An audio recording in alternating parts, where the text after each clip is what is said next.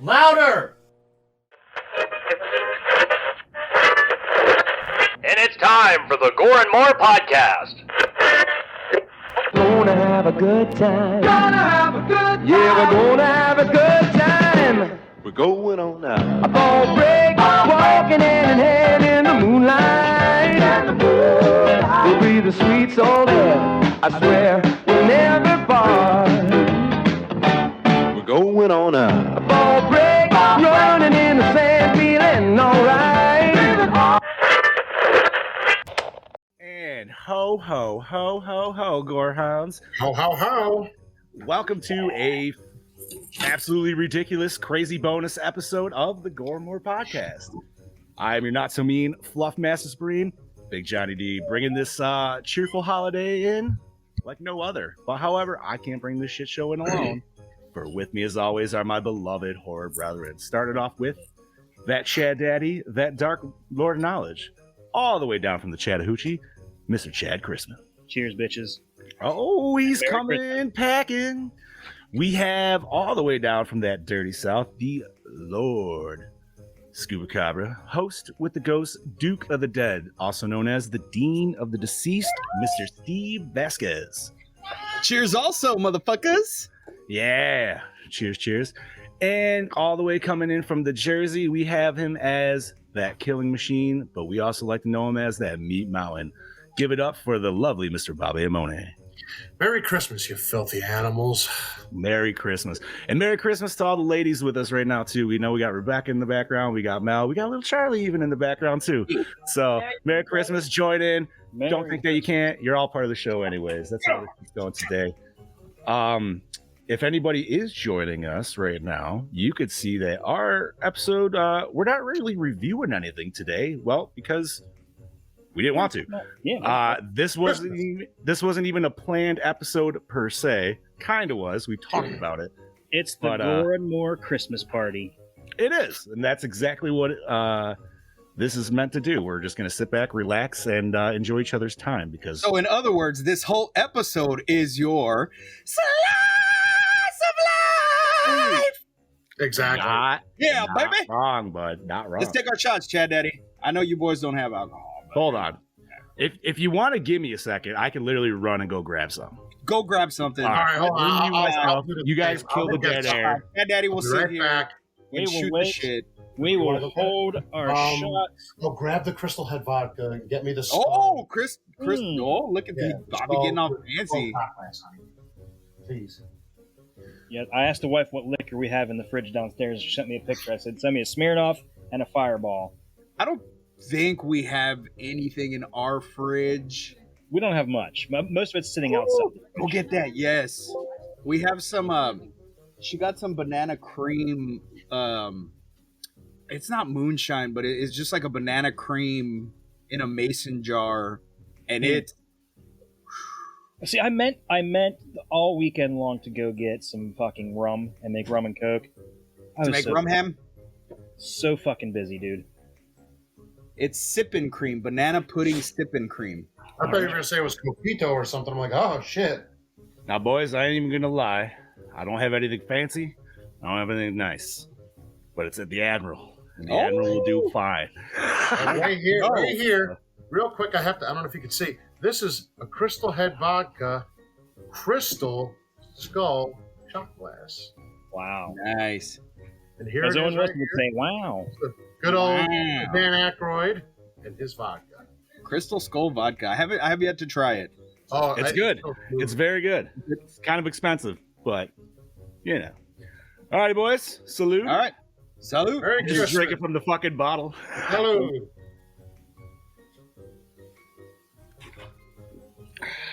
Oh, that's nice. Holy Merry shit, Christmas. that is It dangerous. was warm. That's good stuff. Oh, that warmed me up. I just took moonshine eggnog. How was that? If I had a whole jar, I'd be dead. Is it noggy? Is it eggy noggy? No, but it's not super moonshiny either. It's I love eggnog. it's good. It's good. I'm gonna have to try that. That's awesome. Alrighty. So you know what? Obviously, we're not going to talk about what we did in the weekend. And this might, change next week's episode a little bit. Fuck it, dude. It's Christmas Day. And you know what? We all know what we did today, right? So, oh my God, what's up, Emily? Happy holidays. Well, hello, we got someone there. Yeah, boys. So, how was your Christmas today? Chad Daddy, you want to start us off? How was your Christmas, homie? I was so fucking busy, but it was good. I'm not even gonna lie. I barely got a chance to look at the stuff that I got for Christmas. So, the kids got us up at like 7 a.m. And I started 7 o'clock in the morning emailing Brody while everybody else is getting ready because he had questions about the show tonight. So I'm half awake messaging Brody, and in his words, he was pissed and stoned. Pissed and half stoned. Yeah, dude. Of course, to Americans, pissed means pissed off, mean, mad, angry, no. And he was drunk as hell, half stoned off his rocker, had so many questions. So that was entertaining. Then the kids, they were going to wait until my in-laws got here because they were supposed to be here at 8 before they started unwrapping presents. Yeah, you try getting 3 kids to wait almost an hour. So we let them unwrap presents, and they all got some really good swag, and my mother-in-law and father-in-law came over and brought them a bunch more presents, and they got a lot of cool stuff. And then me and the wife exchanged presents, By the way, remember how I said I got her that the sandwich maker? Mm-hmm. Yeah. Her favorite thing. She fucking loved it. She was like, oh my God. Yeah, it was like a little $23 gift, and she fucking loves it. That's awesome, dude. Yeah, and I got some cool stuff. She got me a Deadpool hoodie. Ooh.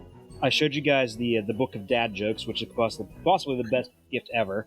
So, did you just go straight to the worst level? Because that's what I would do. I just picked random ones on different pages. I flipped to a page and I'd find a good one and just say that one. And of course, Harper thinks it's the best thing ever, so she stole the book and she's walking around telling jokes all night. I mean, let's be honest, dude. That is a perfect potty book right there. That is. Oh, my father-in-law chuckled when he opened up his potty putter thing. Oh, I forgot you fucking got that shit. Yes, dude. He really liked it. So he liked it? Good. Yeah. Did he try it out? That I couldn't tell you. Damn it. They were here. I think you're going to find out in a couple days. They went back up to their house, and then we didn't see them again until we went to her grandmother's. And what else did I get? She got me a puzzle. That's it forms a 20-sided die, and it's Dungeons and Dragons. It has like a whole bunch of monsters in the background. Looks like it'll be really cool, but it's kind of hard to see because the picture of it's really small in the tin. But it's 750 pieces, so it's not like overly difficult. But it'll be fun to put together. It's that'd be more than I'd be willing to do. So it's, you're at a higher difficulty level than I am. It's all like black and silver, so it's going to take a while. Interesting. Nice, dude. She got me the game Midnight Suns for PS5. Okay. It's already. I only got the Harry Potter game. I love that game. Nice. Never finished it, but awesome, Emily. It is. Yeah, I didn't finish it either. Game. I should go back to that. Got a couple other things. She got me this really cool little thing. Like you turn it on and you set it in the sauce pot, and it just goes around and just keeps stirring the sauce while it's in there. Oh, I've seen those. What is it? Cool. It's like a little automatic stir that you put in the pot and it just stirs it. Cool. So you don't have to waste auto fidget spinner. I like it. Yes. Something like that. And what else did she do? Oh yeah, and I got both AC/DC's Back in Black and Michael Jackson's Thriller on vinyl. Ooh. Oh yeah, dude. And that's my plan tomorrow, is sit there and listen to them and put together some of the presents that we didn't get to put together for them. Because after we opened presents, we spent the rest of the morning just opening up the boxes and everything for the kids, so trying to condense it down just to get rid of all the clutter in the living room. You're getting called out there, bud. And then you're being called out, Bobby. Yeah, finish that shot. I'm number 2. You did. So we got partway done with that. Then I had to get a shower because it was time to go up to my stepsisters. We went up there. We got some presents. Oh, and I also got $100 from my in-laws, and I got $50 from my dad in this really nice jacket. And so we went there, had dinner at 12 o'clock. Like, it was like 12:01. They're like, all right, let's eat. I'm like, holy shit, you said 12 o'clock. You weren't kidding. That never happens. Yeah. So we had a nice dinner there, unwrapped presents, hung out, BS for a little bit, then went to her grandmother's and spent like 4 hours there hanging out and talking. And instead of like the usual like ham and turkey, my father-in-law made ham, and then they made some amazing prime rib, and that was fucking awesome. Ooh. You know what? I'm probably gonna out myself here, but I am not a prime rib guy, and it's a little too fatty for me, man. I'd rather have a steak. Oh no, this had just a thin bead of fat. It wasn't. Like So you know what I'm talking about, though. You ever see it has that prime fat. ribs where it's just straight There up are like? some that can be really like, okay, but okay. I'm like, I feel like I'm in fucking Great Outdoors. It was like, there's nothing left but fat and gristle. It's like, I don't want it. Finished. Yeah, and then the people are like, oh, you don't like it? I'm like, no, I don't, because it's not fucking meat. Nice, though, dude. Sounds like you've had a good, solid time. I did. I like prime rib, but I don't understand why it's so expensive. It's not. Especially for that much fat. Why are you buying that? Like, why is... Fuck that, dude. Yeah, I'll take a nice T-bone over it any day, but it was still pretty good. So that was my Christmas, you know. So Scuba Steve, how was your Christmas, brother? Man, my Christmas was very just laid back. We just chilled at home. My daughter finally came home. Yay. 18-year-old, you know, she's been, since she turned 18, you know, she's been out and about and hanging out with her friends and stuff. And so she finally came home, and it was good to have the kids at home. And I wasn't going to cook until today. And last night, it was probably about 6:30. And I was like, why don't we just eat the turkey tonight? And I'm like, fuck it, I'll put it in the oven, and when it's done, and we'll have our Christmas dinner.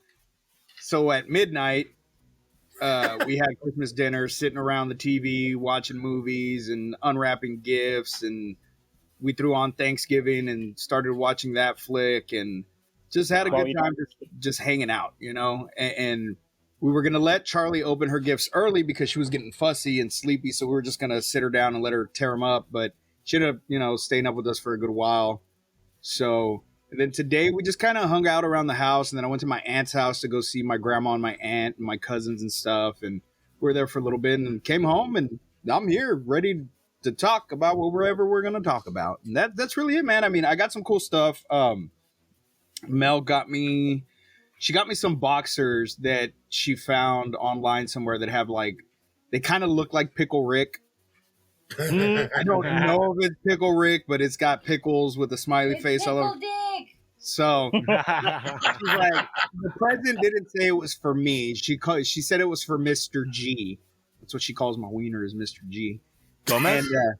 And, Is he a sword fighter? He's a sword fighter. Right. But I tried them on today, and they were. Did your pickle rise? They didn't fit. They did not fit. They didn't cover my ass. For once in my life, my ass was too big for something. There's nothing back here, but juicy, baby. It was juicy today. They didn't want to go up over the butt, and so I was This like, is a bonus episode for a reason. We may have to see. No, absolutely not. Depends how many shots get done by the end of the episode. Yeah, we'll see. We'll see how many shots get done by the end of it. And then she got me this really cool cutting board that has basically all the horror characters on it. You know, there's Mr. Brody. Brody! Brody! Merry Christmas. Merry Christmas. Homie. It's and then she got me the matching like wooden kitchen utensil set that has like Freddy Krueger and Ghostface and everybody on them. So it was pretty cool. What else did I get? So because I knew that my kids, my kids are very iffy in buying their gifts. I know they're adults and stuff, and so they're very iffy on buying gifts in time. So I knew they weren't going to get anything for me. So I went and bought my own Christmas gifts and wrapped them and acted surprised when I got them. So I bought myself a like 6-pair sock set of Ghostbuster socks. Nice. What else did I buy myself? I don't remember. I got a lot of cool shit. And then best gift that really wasn't a gift, but it made it to my house is this picture that's right behind me. This right here. You can see it on camera right there. Hold on. We're going to do this and that. Where So we looking, buddy? That painting right there. Okay. This. Yes. That is a painting that one of Mel's friends did. It's Mel as a skeleton, like a Dia de los Muertos skeleton. Oh, nice, dude. Yeah, so it's pretty awesome. I have it now, so that's probably my favorite thing that I got. That's pretty cool. Fuck yeah, dude, that's awesome, bro. So, yeah, like I said, just hanging out with the family and eating, and we made tamales. Oh, and then Mel got me this really cool Bluetooth because she says I'm old. So she always tries to like. She bought me one year this little handheld Oregon Trail thing. She said because I was old and I probably played it, and I said, "Well, yeah, I love that game. Like, who didn't love Oregon Trail?" I'll say I can say confidently, 3 out of these 4 squares right now played that shit in school. Floppy disk, baby, floppy disk. Right. For a reason. That's what I'm saying. I have no idea what you are talking about. I could confidently say that we were all on an Apple fucking like 2. Yeah. Yep. At some point. I think even older. I think that was like Commodore 64. I played it on the computers at school. Yeah, whatever. Emily raised her hand too. See, there we go. Yeah. So then there was that Racing Matt game, right? This is my old man present for this year. Ooh. It's a Bluetooth rotary telephone that pairs to your phone. And you know what, homie? You know what? Answer and talk like this. Hello. Right now, I see no problem with that because you paint that bitch red. Now you got yourself a sweet Ghostbuster phone. Ooh, like, what do you think? There you go. Yeah. Ghostbusters, what do you want? That's right. We got one. And then she got me the sweet ass Ghostbuster onesie that was supposed to be for Christmas, but she gave it to me 2 weeks ago or last week when we went to go see Wonka. I have a question about that. Yes. Does it have the double zipper? It does not. It does not have a double zipper, and it is every very onesie hard. for every onesie. And I understand the onesies are supposed to be unisex, but they still should come like a flight suit. Yes, with a double zipper. Yep. Just throwing that out there for anybody listening. Yeah, because who wants to take the whole thing off if you have to take a shit? Yeah, well, that was the situation I was in at the movies, and it was literally the most awkward fucking situation. Well, it's not even that. It's just to take a piss when you could just zip up instead of all the way down. So we had a pajama party Saturday at the bar, Ooh. And it fucking sucked because I was the only fucking asshole in pajamas. Like, none of the other employees dressed up. I was the only one. Fucking dickheads. So I'm sitting there in my Ghostbuster onesie, and people are looking at me like, what the fuck? And I'm like, it's supposed to be a pajama party. Nobody got the fucking memo, I guess. So, but I had to go take a piss and got to zip down all the way, and but at the movies, wearing that son of a bitch, that was probably the most awkward fucking thing because you're like tucking in sleeves so they don't fucking touch the ground, and it was bad. So don't ever wear a onesie anywhere if you got to take shit. And I don't know how girls wear those romper things. Bro, you've rocked a flight suit. Have you not had to take a shit while you're stuck at a con in that? Good. No, I don't stay at the cons that long.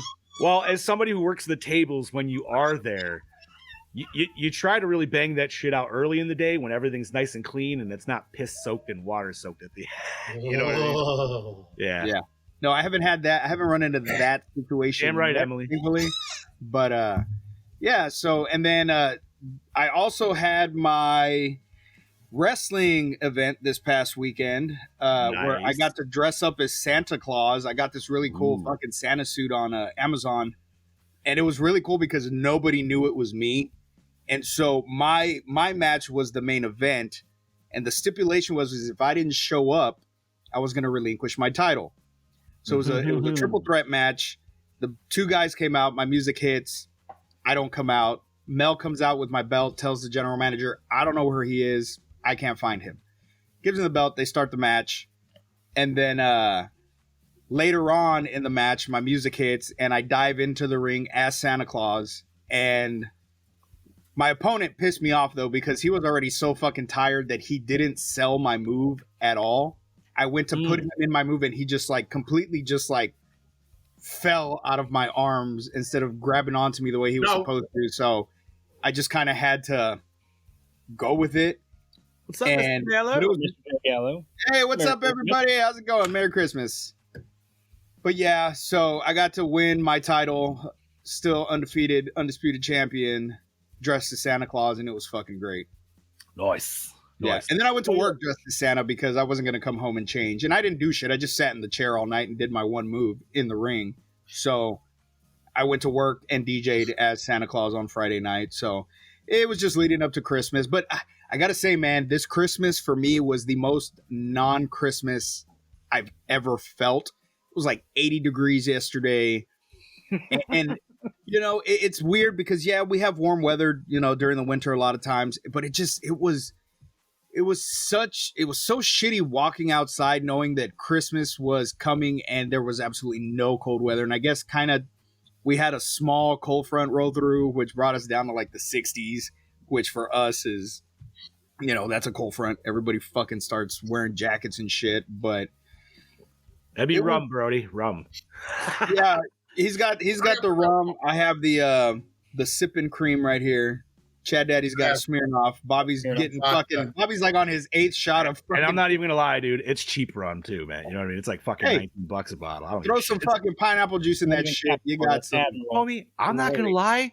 No offense on the Captain. I actually think the Admiral tastes better than the Captain, dude. It's just a little sweeter. Just throwing that out. I've ever had it. It's the shelf below, homie. I don't know. It's not bottom, but it's not top. Yeah, so that's it for me, man. Bobby? My Christmas was wonderful. So I got a couple of gifts here I'll show. This was a couple of these to start were actually from Rebecca's mom, and this is one of them. Bob, I'm gonna make you big, boy. I'm gonna make you big. Yeah, make me big, boy. So here's the thing. Look at that. Look at all that gory in there. Jelly. It's the dog, right? Yeah, this is the thing dog. I'll Nice. show it back a little. See that? Hell yeah, dude. And then this was the last Macready, or Macready, as we all know. Macready. Good old Macready. Macready. And then these two were from her brother-in-law, my bloody Valentine. Nice, dude. They all know me so well. I love it. It's like he's easy to shop for. Right. And of course, I got Halloween Ends Michael. Very nice, dude. And this is literally a handful of what I ended up with. Rebecca got me a big fucking long thing of Reese's peanut butter cups, which is downstairs. I don't have room for that here. She got me this one. I didn't know she got me, but I'm happy. So John, you know those boots that I wore to Monster Mania? Yes. So she got me another pair that I've been wanting for a while, but haven't gotten them. She snuck in the order and got that for me for Christmas. Nice. And then she got me the Trick or Treat Studios Leatherface Part 3 mask, which I'm finally happy that I have. So you're going to do the full cosplay? I'm thinking about it. Either a full cosplay of that one or change it up a little bit, like I like to do. And then, let's see, what else was there? Oh, and I got a bunch of DVDs. I got Raising Cane body bags. I got Bad Dreams on Blu-ray, too. Nice. Then I got Escape from New York and Escape from LA. One is the Blu-ray because they didn't do the 4K. The other one is the 4K. And then That's right, Charlie. what was the other one I got? She's eating food right now, so she's in heaven. I don't remember. So, and then I got her for Christmas. I got her one of those, one of the favorite ones. It's like one of those like paintings where it has the year we started as a couple and it says our names on it. I'm so happy I got that. It's from TikTok. I was so happy I got her that. And then I got her shoes. What else did I get, honey? I don't know. Oh, and she wanted protein for Christmas. Nice. Yeah, buddy. Don't look at me like that. Yeah. We'll leave that one. I was trying to give Mel protein for Christmas, but she wasn't having it. Me too. The wife was tired. But Christmas isn't over yet, so This is true. Listen, maybe I'll Christmas throw my Santa costume on, and Christmas is all about giving. Hey, mine might have to wait till tomorrow because tomorrow is me and the wife's 15-year anniversary. There you go. Congratulations. Happy anniversary early. Happy anniversary, homie. So, and the one gift that I gave her, the picture, was actually one that her brother gave to his girlfriend as well. So it was like, wow, great minds think alike. So that was one of those. And then I got my mom, since now we can make fresh pasta, I got her the pasta cutter, and it flattens out the dough too. So now we can make fresh pasta. Oh shit, nice. Nice, And dude. that was just a handful of what was there. We was at my brother's for Christmas. We had turkey, stuffed mushrooms, broccoli raw, fucking manigot, seafood sauce, like you name it. It was a fucking smorgasbord worth of stuff today. It was. Did you have anything with ricotta in it? Yeah, manigot. Manicotti? Don't fucking say ricotta. It's It's ricotta. ricotta. Ricotta cheese. Ricotta and ricotta cheese. It's trash. I'll call it what it is. I told Mel we should have made a fucking lasagna because we were making the turkey, and I'm like, we should have had Italian food. Well, next week I'm gonna be. I found a lasagna recipe, so I want to put that shit together. It's got sauce. Steve, if it makes you feel better, my white boy ass made nachos. Yeah, right. Oh, there you go. You're honorary Mexican now. I feel like I do more Mexican shit sometimes than you do. Hey, we dude. went to we were talking about the in-laws- chili. We went to the in-laws last night and we had nachos up there. Fuck yeah, yeah. bro. You can't go wrong with Nice. nachos, man. You never can. You never can. Mel just showed So me the the other- picture of your living room, Chad Daddy. What's that? Oh my god, that was. I was a like, picture of your living room that Stephanie posted. Oh God! What was it with the It's aftermath? not nearly aftermath. as bad. She cleaned up. It's Aftermath is always great, dude. I was For like, Doesn't look I was like like, yours, though, now. holy shit! How do you? How? Oh, I just remembered one more thing I bought myself for Christmas that hasn't come in yet. I got that Ghostbusters 4-pack from Hasbro. Oh yeah. The one that I sent in the chat. Oh, I was oh, getting- I was like 4-pack. I was like, yeah, the characters. Yeah. I was gonna get that, but instead I bought for myself. Target was having a sale on some of the Masters of the Universe, Masterverse figures. So I Okay. bought this one Skeletor. He's like kind of like a cyborg Skeletor, and Clawful, the dude that's like half lobster. Oh, nice. Waffle. But I'm not gonna lie though. Those 4-pack of Ghostbusters. As soon as you sent that pic, my instant thought was, I'm like, bro, they look like they're out of fucking Robot Chicken.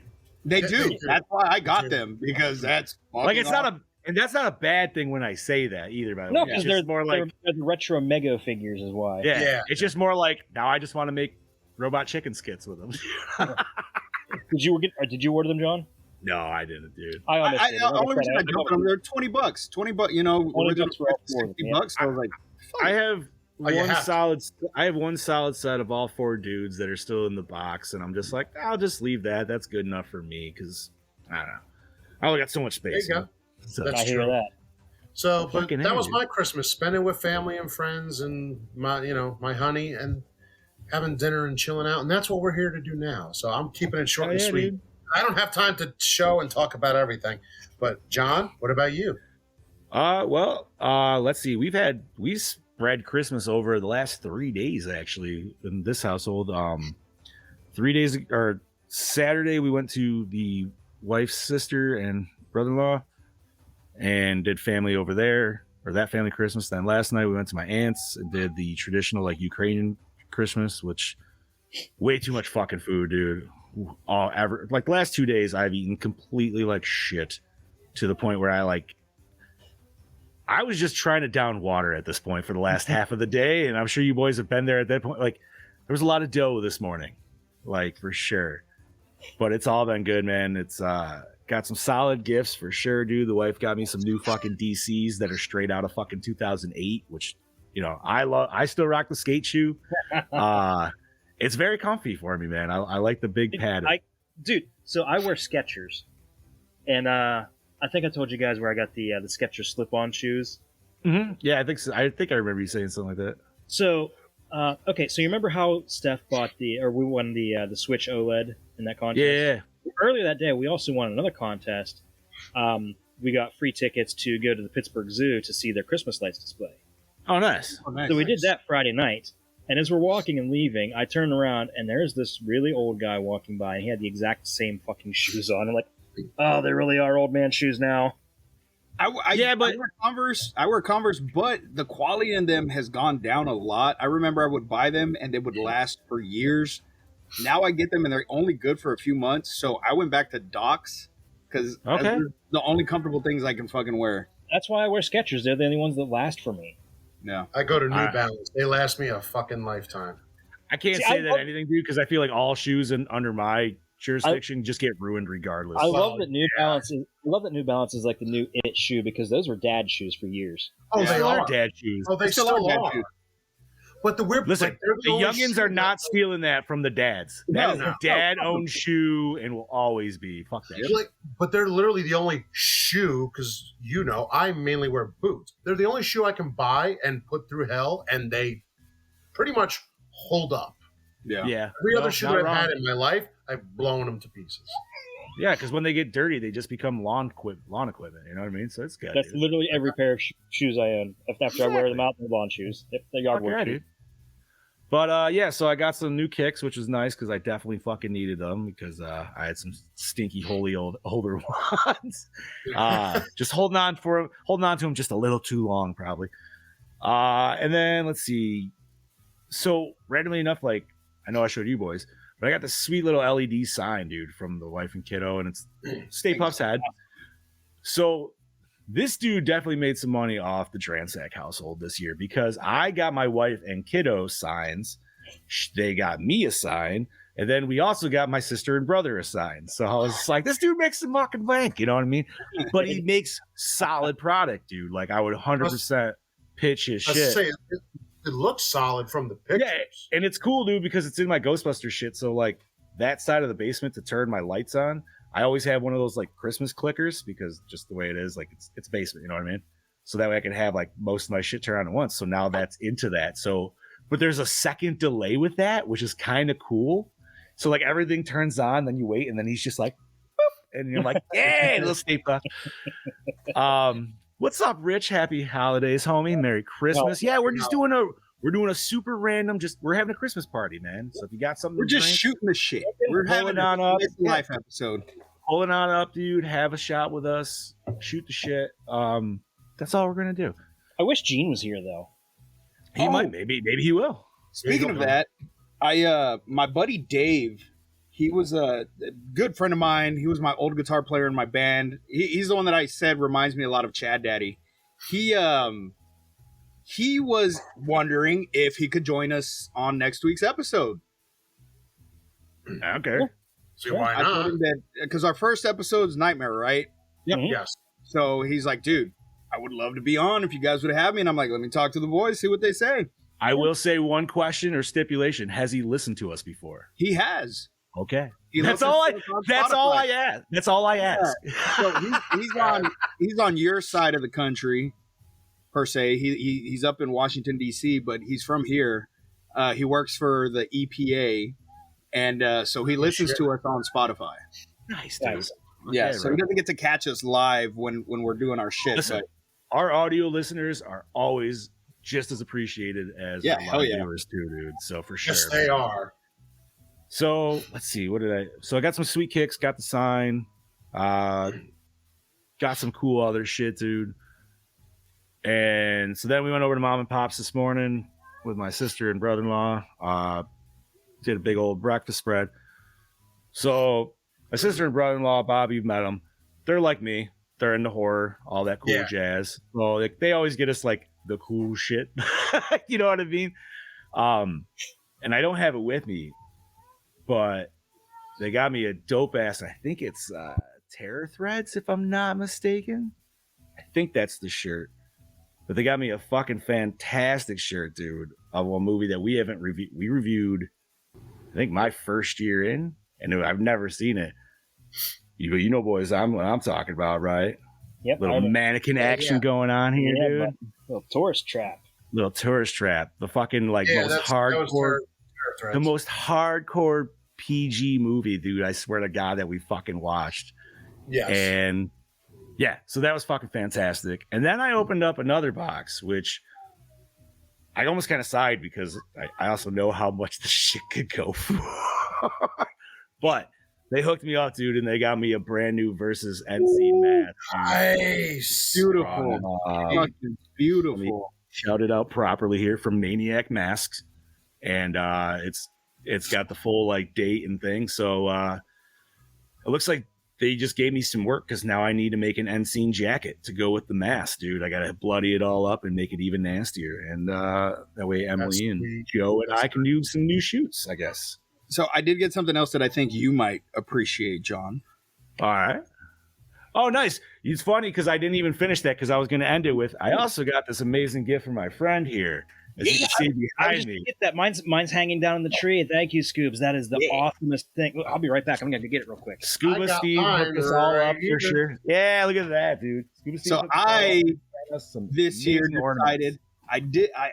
decided that I wanted to get the boys something from me. They're, even though we're not together all the time, we don't get to see each other all the time. You guys are three of my best friends. I see you guys every Monday, and I just wanted to give you something from me to have for Christmas. So I got John that cool little Sasquatch ornament.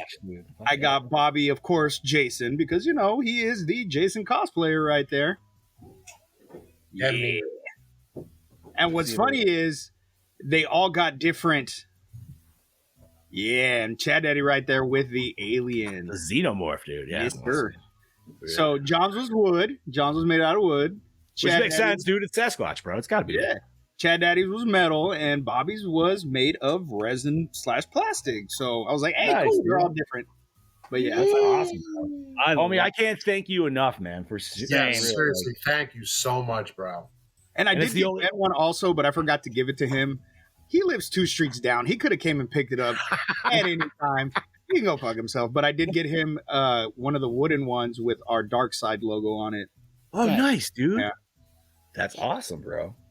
So, yeah, man, I've had just like the other boys, man, I've had a really nice, chill Christmas, dude. Kid definitely got spoiled. Ate way too fucking much. Got a lot of cool shit. Dude, so one of the funniest gifts, though, and I didn't know how he was going to take it, was I got my old man. So you boys know of the assault guns? The assault blaster guns that shoot dogs? All right. So he's always been, like, barking up a tree about, like, maybe I should get one of those. You know what I mean? So I finally just said, fuck it, I got him one. And they have, like, the 3.0 version out now. I don't know what the upgrade is. I'm not even fucking trying to figure it out. But we also got him the extra little added red dot sight, dude. So you can straight up go Terminator on bugs, and it's ridiculous. Needless to say, the red light goes. Not only was he excited about it, but even my mother, who is very like anti anything fun, she was looking at that just like a little intrigued.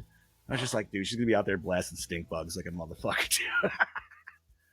But yeah, man, it's been a fun Christmas, and I'm glad it's kind of like coming to a wrap because I'm feeling the tired. I'm sure you boys are too. We're all at that point of the day where it's been a long ass fucking day, bro. What time did the kids get you up, homie?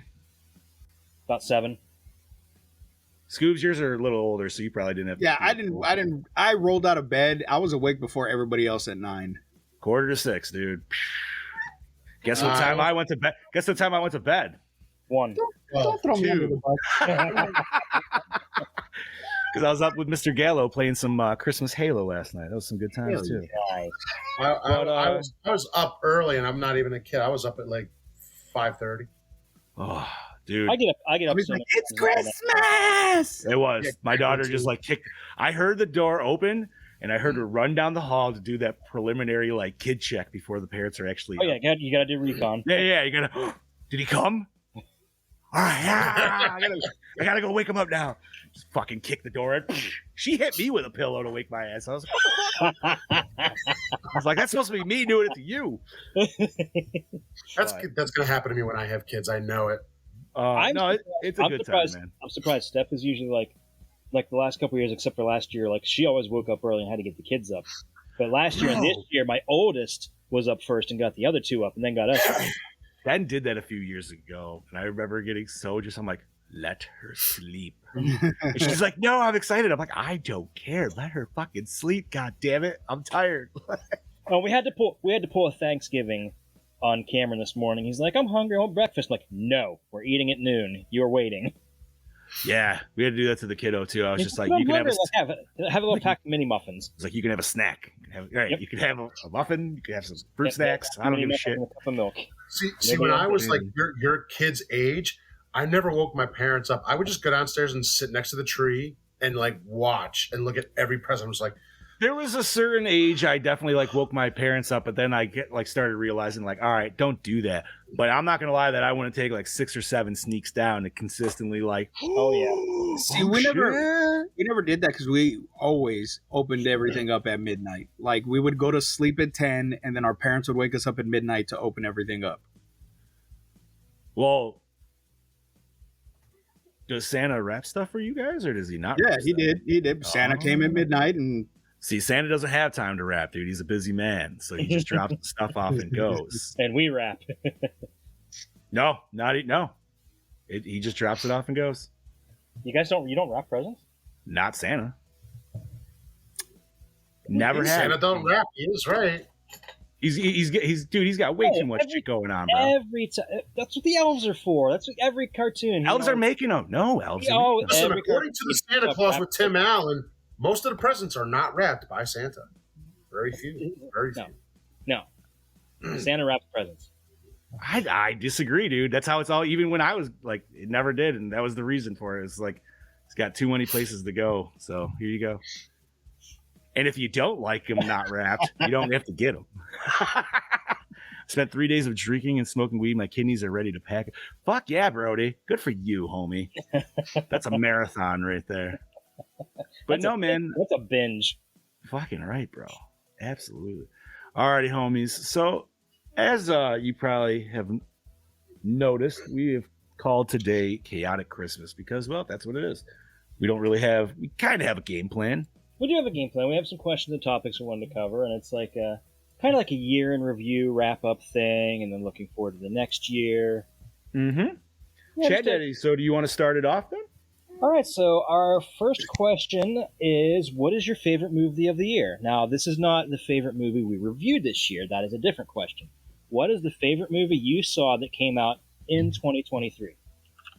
Well, I feel like I'm probably going to equal out with at least Chad Daddy and maybe even some of you other boys, but I already know my answer. I know what my answer is, too. Is it Godzilla -1? It's Godzilla -1. It's Godzilla -1. For me, hands down, dude. Dude, and it's just from the time the Toho logos, I got a little bit of tear in my eye and a little choked up. I'm like, this is real. And then you see, and he had the attack on Odo Island, and when he the moment that sold it for me, and I know it sold it for you too, is the first time he makes landfall in Tokyo. And it's quiet, then all of a sudden you hear the Godzilla music. Oh, yeah, dude. And it's like so fucking loud. It's like, yeah, this is it. This is the movie. And if you listen to the soundtrack like us nerds do, that would be that'd be Suit 1. Yeah, for sure. And dude, you put the little Bluetooth earbuds in and crank it up. It's like, I'm not going to lie.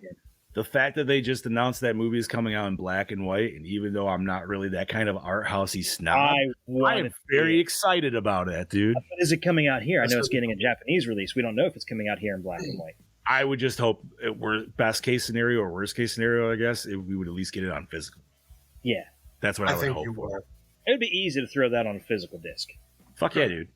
Which we're not sure when we're getting because the Japanese, Toho in particular, they're never in a big rush to get their movies out on physical media because they want to milk that box office as long as they can. That's smart. That's smart, dude. I think it was fantastic, dude. I didn't see a shit ton of movies in theaters this year, but out of the ones that I saw, man, that was definitely the one where I was bopping up and down the most, dude. I probably had the longest movie high for the rest of the week. Yeah, solid. Homies, where are you at, boy? I would have to say, since I did not see Godzilla, but definitely I would say Thanksgiving. Eli Roth. Thanksgiving was fantastic. Fantastic fucking movie. I'm really looking forward to getting a fun movie. It was a gory movie. It was original. It hit on all cylinders when it came to it. 100%. That's a movie I'm so looking forward to getting the physical for. And I was so happy when I went to the theater. I was able to get the posters they had. Because one of them I still want to make into the John Carver. I'm not going to lie. But I haven't decided yet if which one, or do I just leave them the way they are?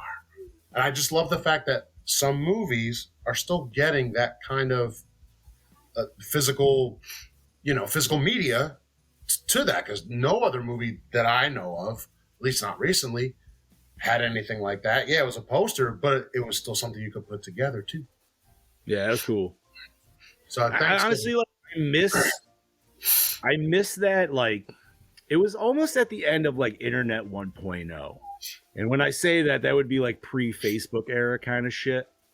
But like, you remember how much advertisement would go into weird gimmick kind of stuff? Yeah. Movie like Cloverfield. Like, do you guys know all about the Cloverfield shit? Like, all behind like the fake websites and stuff they made? Oh yeah. Yeah, like shit like that, dude. We don't get crap like that anymore, dude. So anything to those lines where something's a little different and extra, like Bob's talking about here, that's fucking awesome, dude. Yeah, that like because physical media, as we all know, you all know me. Physical media should never die, and I hope it never does. But if so, everybody can take a cactus where the sun don't shine.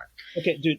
Let me just say, from what I've been reading and a couple of other things on articles on Google, is that physical media is actually already starting to make a big comeback because people are fucking tired of streaming sites dropping everything without warning, and you don't have a copy of it anymore. Well, Yeah. it's not even that. I think a big part of that, what has a lot to do with it, was the fact that what happened with Sony and licensing rights with The PS5 games, the PlayStation. well, not game? even just the games, the shows and shit. That if you bought these shows, I want to say it was NBC shows or some shit like that. Yeah. No, it was Discovery shows. Discovery shows, anything that was on Discovery that you bought and you paid for, you no longer have access to those. Yep. How bullshit is And that? they're not giving you a That's refund. not true anymore. They did backtrack and said, Oh, did they backtrack? Yeah, but they were only backtracking. I got an because they're- email. I got an it seems like email they're from forced. Sony about it. See that right? And that right there is the perfect example of why physical media should never die. Because Exactly. if you buy something online, you don't own it. You own the Yep. rights to stream it from the person that you bought it from. But if they ever lose the rights, you're screwed. That's why 90% of the digital movies I buy on like Vudu or something are ones that I already have a physical copy of. Then I'm Mm, just too lazy to go dig up from the basement. I like it.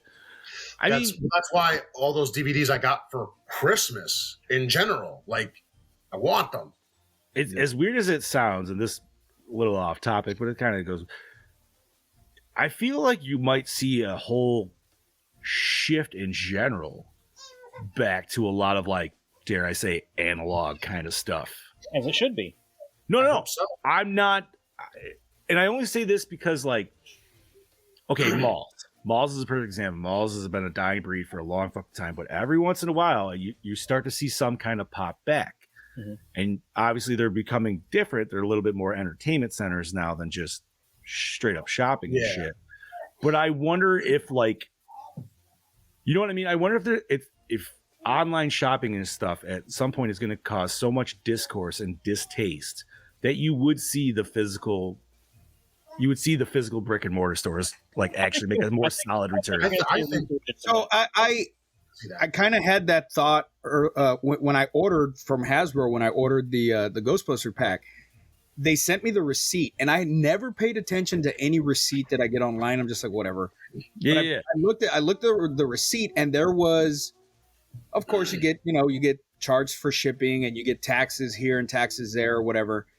I did not know that my city charges a tax for the roads used, and there's a Corpus Christi city tax, and then a Corpus Christi road tax.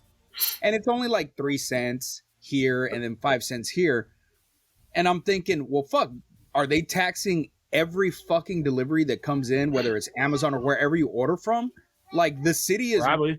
and that's something I've never heard about. And I've lived in this city all my life. And that was the first time that I ever saw that. I'm like, well, that's kind of bullshit that you're taxing me when you already taxed me for everything else in this fucking city. Now you're going to nickel and dime me for packages that I have coming in. You know, I just go pick this shit up at the store. That's bullshit because that's what gas tax is supposed to be used for. Yeah, Yeah. I don't know. It blew my mind when I saw it. I was like, holy shit. But let me give my pick for my favorite movie that I think that I watched this year. Absolutely. Thanksgiving's great. Like I said, I watched it last night. Awesome film. My personal film that I really just absolutely love this year was The Pope's Exorcist, and we are reviewing it because I picked it on my list. I put it, that was one of my picks for next year. And the main reason for that was the fact that I had done an episode of Somewhat Supernatural about exorcisms. And a big part of it was the father that is in that film had a lot to do with my episode, when I was doing research and stuff. So I like that film, granted, there's tons of fucking exorcism movies and stuff. This one just kind of, because I know and I researched and I've read the stuff that the movie was based off of. And while they did kind of Hollywood it up, it was still pretty much exactly the same story that was told from what he actually said. So that's my favorite pick for 2020. Nice, dude. I'm excited. Hell yeah. All righty. So I guess that would lead us into our second question, which Chad Daddy, that is. What was your least favorite movie of this year? The Nun 2. I'll start right off. The Nun 2. It was a repeated movie. Like, whoever saw it, same exact climax. It's the same exact thing told a different way. Didn't need to be there. Honestly, this movie and the first one could have been combined into one. Could have been just made better. Okay. I think that I would give out of 10. I'll even go out of 10. I'm going low out of 10, probably a 3. If I had to go out of 5, I would give that a 2, and that's probably being generous. Wow. Wow. All right. I'm going to say mine was Pet Cemetery Bloodlines. Okay. I didn't hear Also one I have not seen, but it just didn't do it for me. It wasn't needed. They changed some stuff from the original, from what we heard Judd talk about. They changed some stuff, so it just kind of was like, why you had what Judd talked about? Why couldn't you just build off of that and stick to what we already saw instead of changing things here? So that's my least favorite pick for 2023. All right, Chad Daddy. My pick for least favorite movie of 2023 is one I'm surprised Scoobs didn't pick for his least favorite, considering how much of a rant he went on about it after seeing it in theater, and that is Teenage Mutant Ninja Turtles Mutant Madness. I forgot about that. Really? I forgot about that. The movie was really fucking stupid. I hated how much they changed. They turned Splinter into this total anxiety-ridden, antisocial shut-in, and he taught them fucking ninjutsu from watching kung fu movies. It was horrible. You could do that. We would all fucking be ninjas. We'd all be ninjas. Yeah. The animation was terrible. I hated the music. I hated everything about this movie. 10 minutes in, I'm sitting and checking my watch, playing with my phone. That's not a good sign. And I don't know why people love this movie. Is the animation hypnotizing them or something? What the fuck is going on? It is fucking popcorn. Oh, shit. That's a big old bag of popcorn, bro. Yes. And yeah, and thanks to Seth Rogen, now we're stuck with this iteration of Ninja Turtles for how many years to come? They're doing sequels. They're doing a TV series spinoff. I didn't enjoy it at all. Which is weird that they wanted to go so hard with that before the movie even came out. Oh, they went balls to the wall and all that. You know what I mean? Like that's just felt that's weird. been a trend. It's like, yo, dude, how about you see how well it does, and then you then ride the wave after the fact, dude. For sure. Just like when they say we're doing a movie trilogy, can you let the first one come out first? Yeah, I hate that. Man. I hate that. That's the worst trend ever. Pre-planning trilogies. Look, just because it worked for fucking George Lucas doesn't mean it's going to work for everything. Well, he probably had about 10 million things planned out. He's probably the only one who's like, I have it ready. We're okay. Nobody else does. Man, all right. Worst. What about you, Big Tony? You know what? This is kind of a hard one because I'm honestly trying to think of. I mean, I didn't see tons in theater. Like I saw Scream 6. That actually wasn't too bad. Yeah, that was a nice surprise. And y'all know me how I feel about the Scream movies, so whatever. Evil Dead Rise, that was a good ride. Yeah. Thanksgiving, also a good ride. Guardians 3, that I was solid there, dude. Gene's here. What up, Hey! Christmas, homie? I mean, I'm trying to think, what movies did I watch this year? I haven't. One I didn't finish, and I can't say it's the worst one, but it's one that I didn't want to finish, and I had was the new Blue Beetle. We started it, and I don't know, man. I was just like, was it? Yeah. I don't know what it was, dude. And it's sad because I really love the Blue Beetle character and all that shit, dude. It's just I think I'm superheroed out, man. Like I think I just don't care about origin movies. I think Brody's least favorite is the one we watched last week. You know what, dude? If we were going on Christmas once, I would have to go the week from 2 weeks prior for me. But I still say Possession's probably the worst for whoever reviewed. That was my bad. That was no, that was on all of us because it was all of us. Wrong thing. Hey! All I know is I can't get blamed. I was so happy when I found out. I was so bad. I You was like- so mad until y'all told me it was me, and I was like, fuck. I literally, when Chad said, no, this is actually a scoop sick, I was like, oh, I don't need my blood pressure meds today. It's okay. Merry Christmas, Gene. Okay, so I know, what was it? Flash came out. Or did Flash come out after Guardians? Yeah. I'm trying to remember how I saw shit. Yeah, because Flash came out in like June.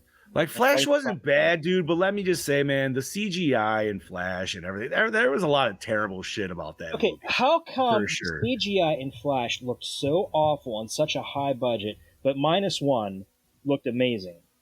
On less than Because 15 million? Because it's something that they cherish and actually hold to, like, high standards versus people who just want to try to get money. well, the director said that it looked shitty on purpose, and Bullshit. it was Bullshit. supposed to look That's like such that. a cover. No, I know it is. He's We all lying. know the real reason was they didn't give a fuck because it didn't matter because the movie fucking doesn't hold anything for the future of the fucking franchise.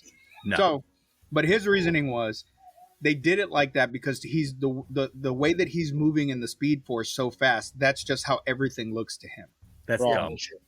dumb. That is such a cop out for just lazy bullshit editing and But the funny not thing putting is, money where the mouth is. but aside from the shitty CGI, I enjoyed the Flash. I'm not saying I didn't. I'm just saying it wasn't.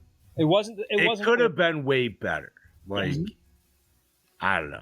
But like, Michael I, Keaton was Flashpoint cool, would have been better. but like I said yeah. after seeing it, though, I feel like this is the movie that everybody expected Multiverse of Madness to be. a little bit. Because everybody thought, oh, Tom Cruise is going to be playing Superior, Iron Man, things like that. No. I mean, we did get some different stuff in Multiverse, but I don't know. Ben Affleck was fine in it, dude. But just, I don't know, man. I think, like I said, also coming off of Guardians 3 to watch that, I was just like, oh no, dude, that was so much better of a superhero movie, I dude. still haven't seen Guardians 3. Such a great closing fucking movie, dude. Like, and I know I'm not trying to like sit here and like wave Marvel's balls by any means, but it's like Marvel really hasn't put out any good shit either in the last couple of years, in my personal opinion. But that one was a solid fucking watch. We're talking to you, the Marvels. Yeah. Now you know what? When you gave me the colorized version of Werewolf at Night, thumbs up, dude. Cool. Like, I still haven't watched that colorized yet. that was a good one I watched. That was a good one I watched this year. So, alrighty, boys. What was our favorite movie that we all reviewed this year? Scouts versus zombies. Solid. We had fun that episode. What did we do? was- That was enjoyed that. September, October, I believe. It was Something in the like later that, of the yeah. year, right? I think. I don't It know. was also a movie I wasn't expecting to be as good, honestly. I was like, I don't expect it to be this good, but I expect it to be fun. And I was wrong. I was like, this is fucking great. That was a blast. That was a blast. And I really like that. It's a three-way tie between that, Malignant, and Studio 666 for me. Solid. But I keep thinking back to Studio 666 more than the other two. I absolutely had a blast with that one. So That's such I'm going to go with that one for my favorite pick of the year. Okay. That was just So- so much fun. It's funny because like I would have to probably agree with the three for the most fun and entertaining. Like Scouts was cool because I felt like we were all on the same page of like a lot of us didn't watch it because of when it came out and it seemed like it was kind of after the trend, and it was, which kind of probably screwed it. But at the same time, the movie was fucking fantastic. It was hilarious. Like it was an all around good ride. Studio 666 was what I wanted to see in theaters. Never got a chance to. Glad we fucking reviewed it. Had a blast with that, dude. But that's also one you probably know ahead of time. You're probably gonna have a good time. Yep. If you like Dave Grohl and his sense of humor, you know what I mean. You already kind of have an idea of what you're in for. I still say Jack Black should have made a cameo in there somewhere just for the fuck of it. But Jack Black should have cameoed as the devil. yeah, dude, absolutely. I still want to say it was a COVID thing. He just couldn't. It probably was. Yeah. Absolutely.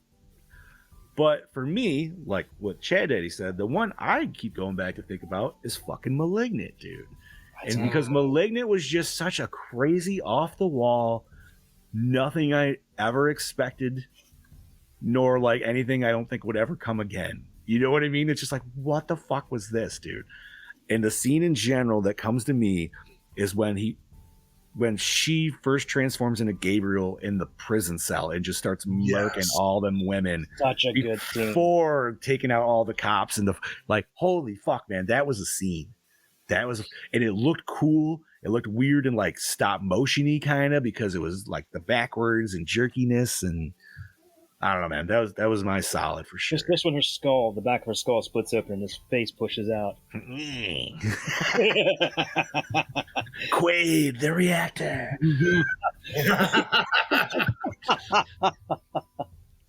Oh man, Scoobs, what do you got, homie? I'm torn. We have a lot of picks, dude, so I get it. Like you're right on Studio 666, but then there was also Jason X, which I mean we've seen thousands of times, but I mean Killer Clowns, Awesome, solid. I'm gonna have to go with. I mean, shit, dude. We even redid The Burning, which was nice because we did a couple redo episodes. You know what I mean? That we never got. That was a fun one to revisit. Yeah, that was a fun. That was also another fun review because that's one of my favorite movies to watch. I'm gonna say Videodrome. All right. Ooh, okay. Videodrome just because it's a fuck movie. It's Videodrome was weird. A fucking weird ass movie. But it's just so crazy how even more relevant it is today. Yeah. Just like Cronenberg looked into the future for that shit. Mm-hmm. Yo, man. So does that mean the TVs are gonna start blowing us? Maybe. Fuck yeah, bro. I don't know if I want to be around for this. Yes. I don't want to miss it. What are you talking about? Yeah, right. Fucking A, dude. That was definitely a weird one though, for sure. Yeah. Like, bros. Just had so many, just so many weird scenes. Alrighty. So has everybody got their favorites? Yeah. I think everybody does? Yeah. Okay. Where are we at now, Chad Daddy? Your at least favorite movie we reviewed this year. So, Bobby, let's let you start this off. What was your least favorite movie we reviewed this year? Got quite a bit. Not necessarily bad ones, honestly. I feel like we did a lot of good ones this year, but we do have a couple bad. Well, you know something? Since I did give it a lot of shit, it was probably one of the more recent ones, the Friday remake. Okay. You did give that a lot of shit. Holy crap, dude. I've said it before, it's not a go-to for me to watch. It's a very rare for me to be like, yeah, I'm going to throw that one in for no other reason. I think I'd rather throw in Part 8. Honestly. But I think your rant on the movie was worth the whole episode itself. Like that was, it was solid. It was like your shining moment of the year right there, buddy. It was. Like I said, there's not much new to it except for a few things. I still argue that. I'm not saying that they don't count. But I also didn't. I still didn't understand as to why 4 movies needed to be remade. We wanted to retell. You could have done it, whatever. I'm going with that. You know why I can't go down that rabbit hole. We'll be here till tomorrow, and that's not happening. Well, there's some nice titties in that movie, though. Well, yeah, it was nice, but it's not going to save it. No, nudity will never save a movie. I'm sorry. No, never will. Even though people like to think that. Oops. You want to do? The Society. Man, dude, I was almost there with you on that, dude. I hated that fucking movie. It was pretty fucking stupid. Hey, I'm a butthead. Oh God! I just find that just so ridiculous. That's why I'm like, okay. It was just, I don't know. I have used the word "the shunting" so much since watching that movie to explain situations. So I'm like, yeah. Gene said worse than Possession. Possession was pretty bad. Possession was really bad. Yeah, I mean, Possession was bad, but I don't know. I didn't like it. That was one that took me a few times to get through before I even watched it all the way. So that's the one that really out for me. Yeah. Okay. Fair enough. Fair. Yeah, Daddy. What do you think of Chad, Daddy? I mean, Possession was bad. Society was bad, but I actually have a pick for my least favorite movie of the year is Body Melt. That was on my list. That was so bad, so bizarre. Remind me, I'm like brain farting at this moment. That's that Tony Robbins hungry. Now you remember, huh? I'm trying to think when the hell we fucking watched that, dude. That was like February. That was way early this year that we watched that. It feels like we watched it yesterday, though. I don't know why, but it does. But that movie was just so bizarre and just so dumb, and it went nowhere. And what was the whole subplot with Tony Robbins? And they were just that was the Australian movie, right? the Australian That movie. was, February. We did that one February 24th. I don't know why it just missed. Oh yes, that was the one that was like super on drugs. Yeah, That's and right. Yeah. for a movie called Body Melt, there was actually very little bodies melting. That's true. That's 100%. There's some really weird shit going on, but I just do not need to see that movie ever again. Wow, I totally forgot about that one. Fuck yeah, bro. All right, so I mean, for me, Possession obviously is an easy one to go for. That one was not my bag, although I could still see why it would be, because it wasn't necessarily. It's not a bad produced movie, and I think we said that in the show. Like, you know what I mean? Like, it looks, movie. yeah, it looks great. It's clean as fuck. The acting was solid. Just not my bag. And then obviously, like Scuba said, Society. That is just one where I will never have to fucking ever watch that again in my life. Do not care. But then I also have a third one.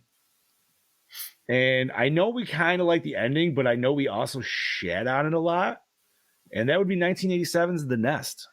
I thought that was pretty fucking bad.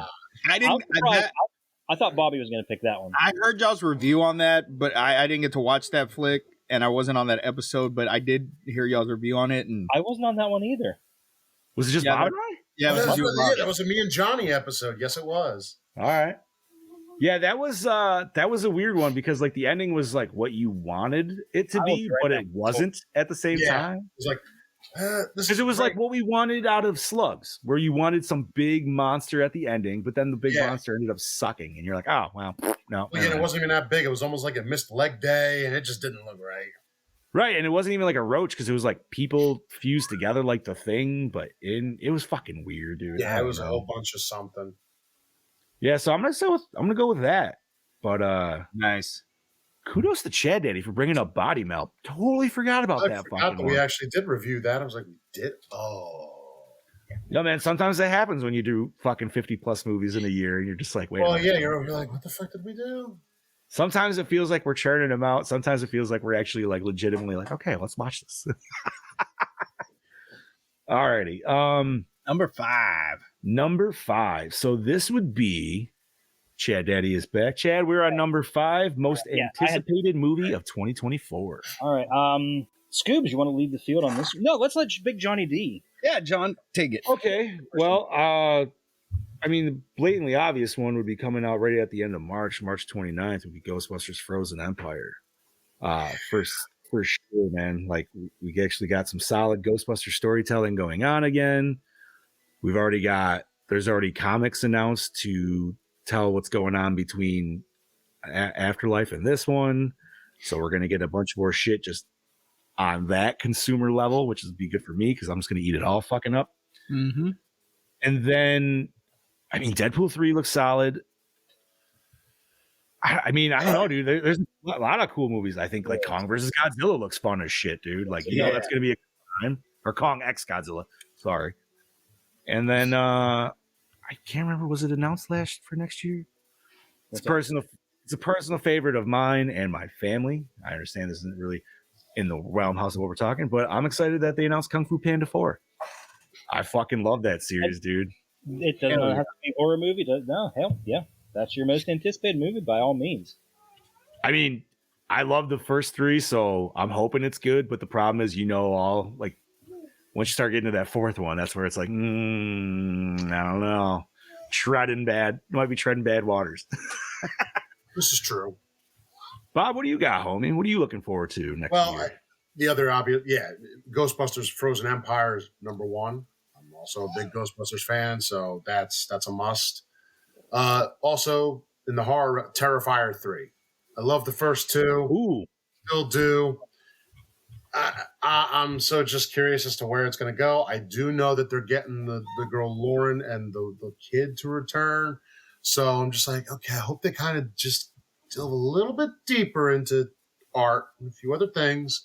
But I'm super excited for that. Other than those 2, those are my 2 favorites that I'm ready to get. For Terrifier 3, I'm really hoping he the director doesn't go the route he wants to and make it fucking 3 hours. I do agree with that. Movie. It is. I know, man. That's tough, dude. Like, I do want some. I would like some solid backstory, maybe more flushed out with the whole art character. But not to the point where it's going to take it like that, where it's just filler to filler, you know?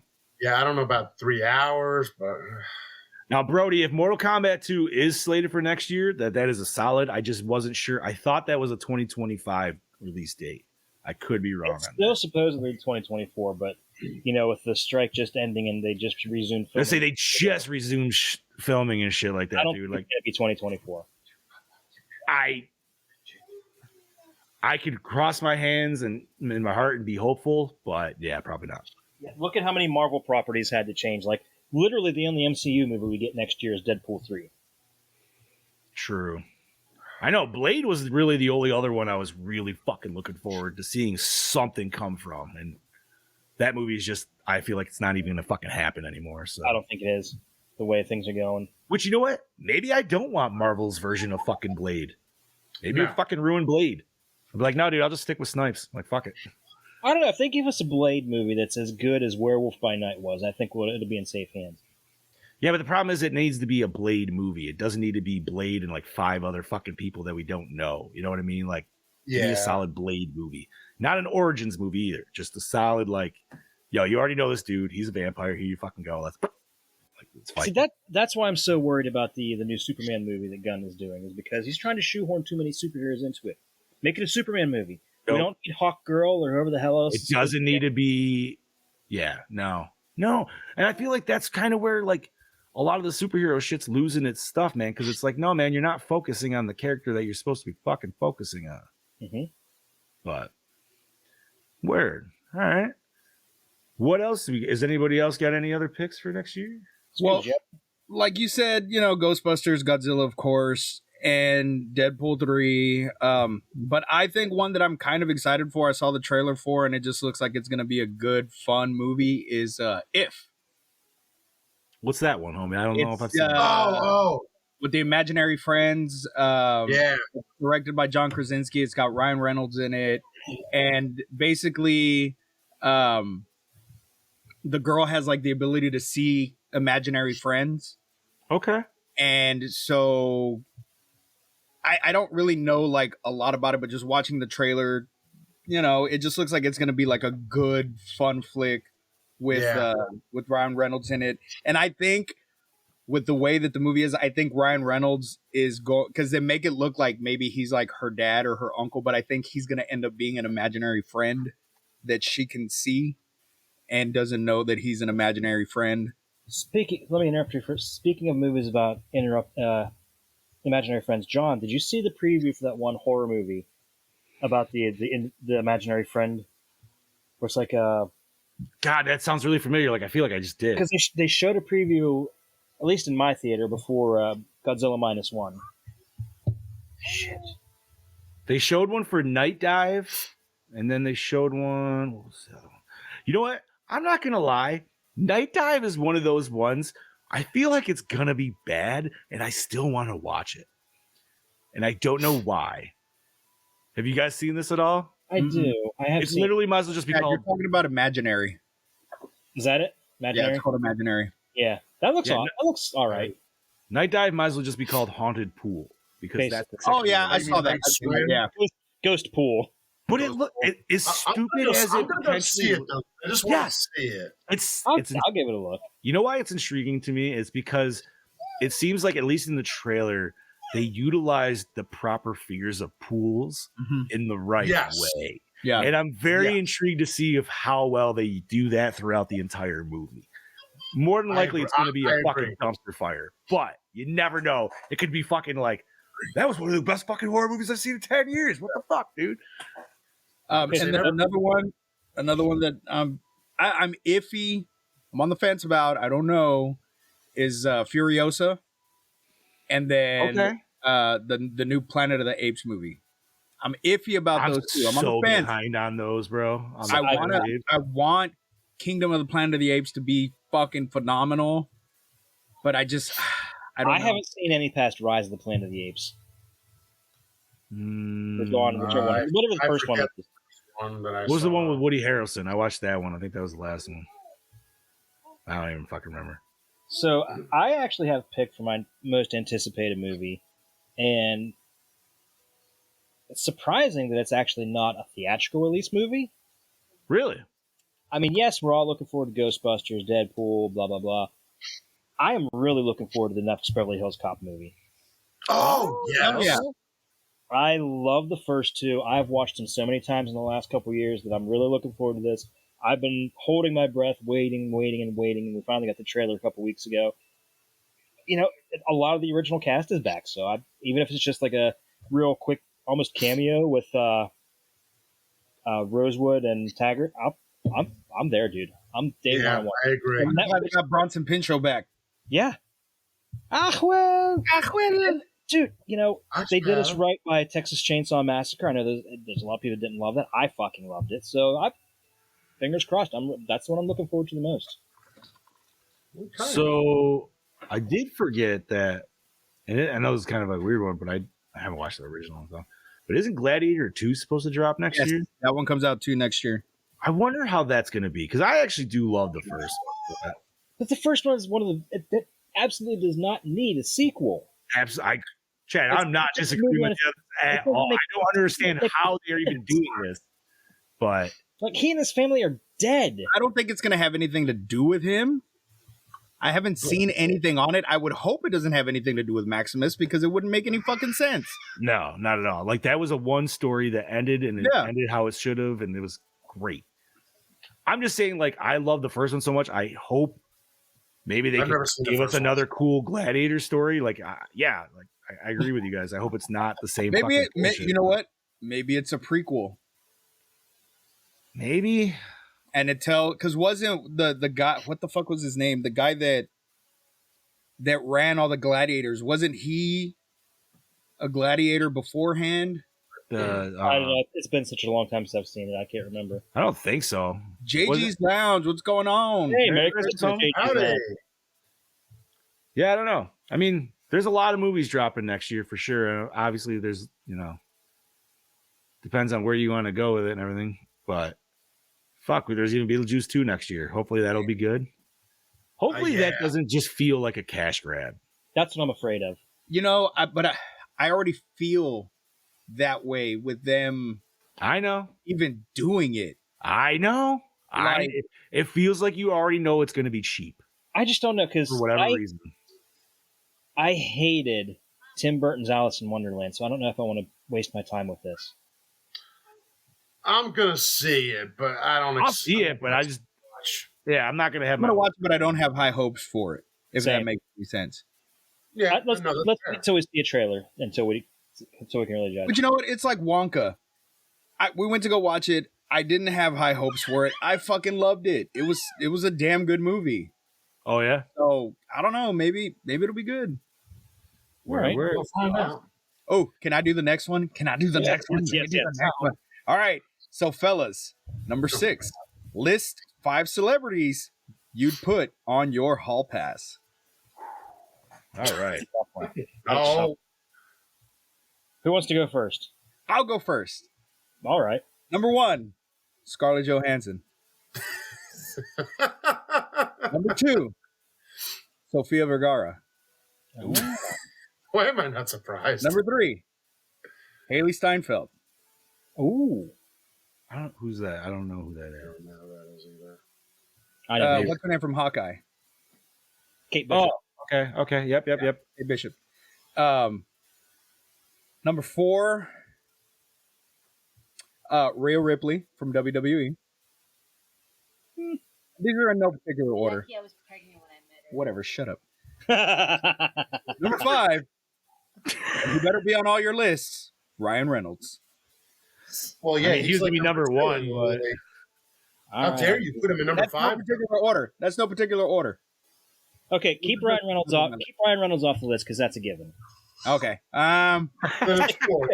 Let me tell you what. I'm gonna use my veto power in the future too, because when we do Ghostbusters, you are not allowed to pick Ghostbusters as your favorite song. Pick something else.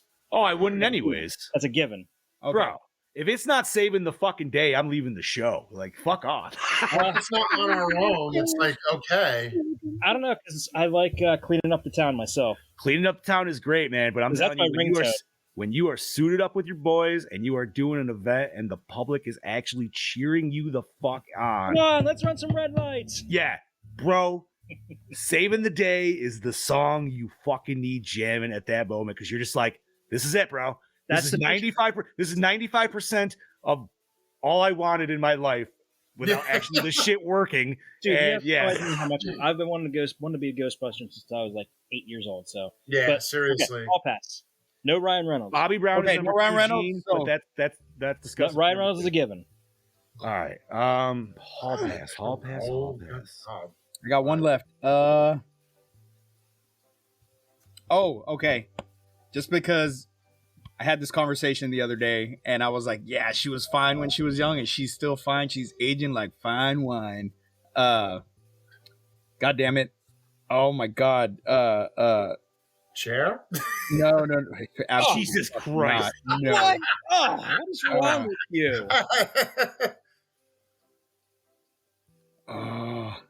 Hold on. I've had a little bit to drink, so You It's white? all good. We all have. Seriously. Blake. Making Gene me said Blake sleepy. Lively. Steve's got to look up something. stupid. Marissa Tomei. Oh, okay. Okay, George. Aunt May. That's right. Short, stocky, bald man, huh? I'm not short, but Bobby, what do you got, buddy? I don't know. I don't know. Yeah, she does, Brody.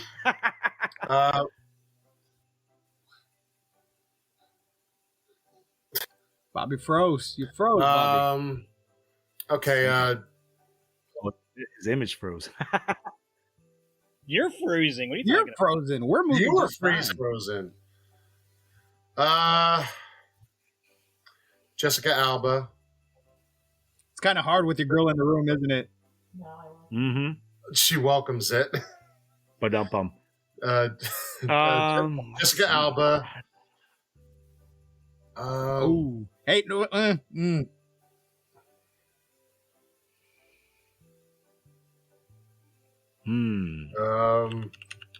No, I honestly. I know. I gotta like fake now. It's crazy. Like, dude. just you're. Oh God.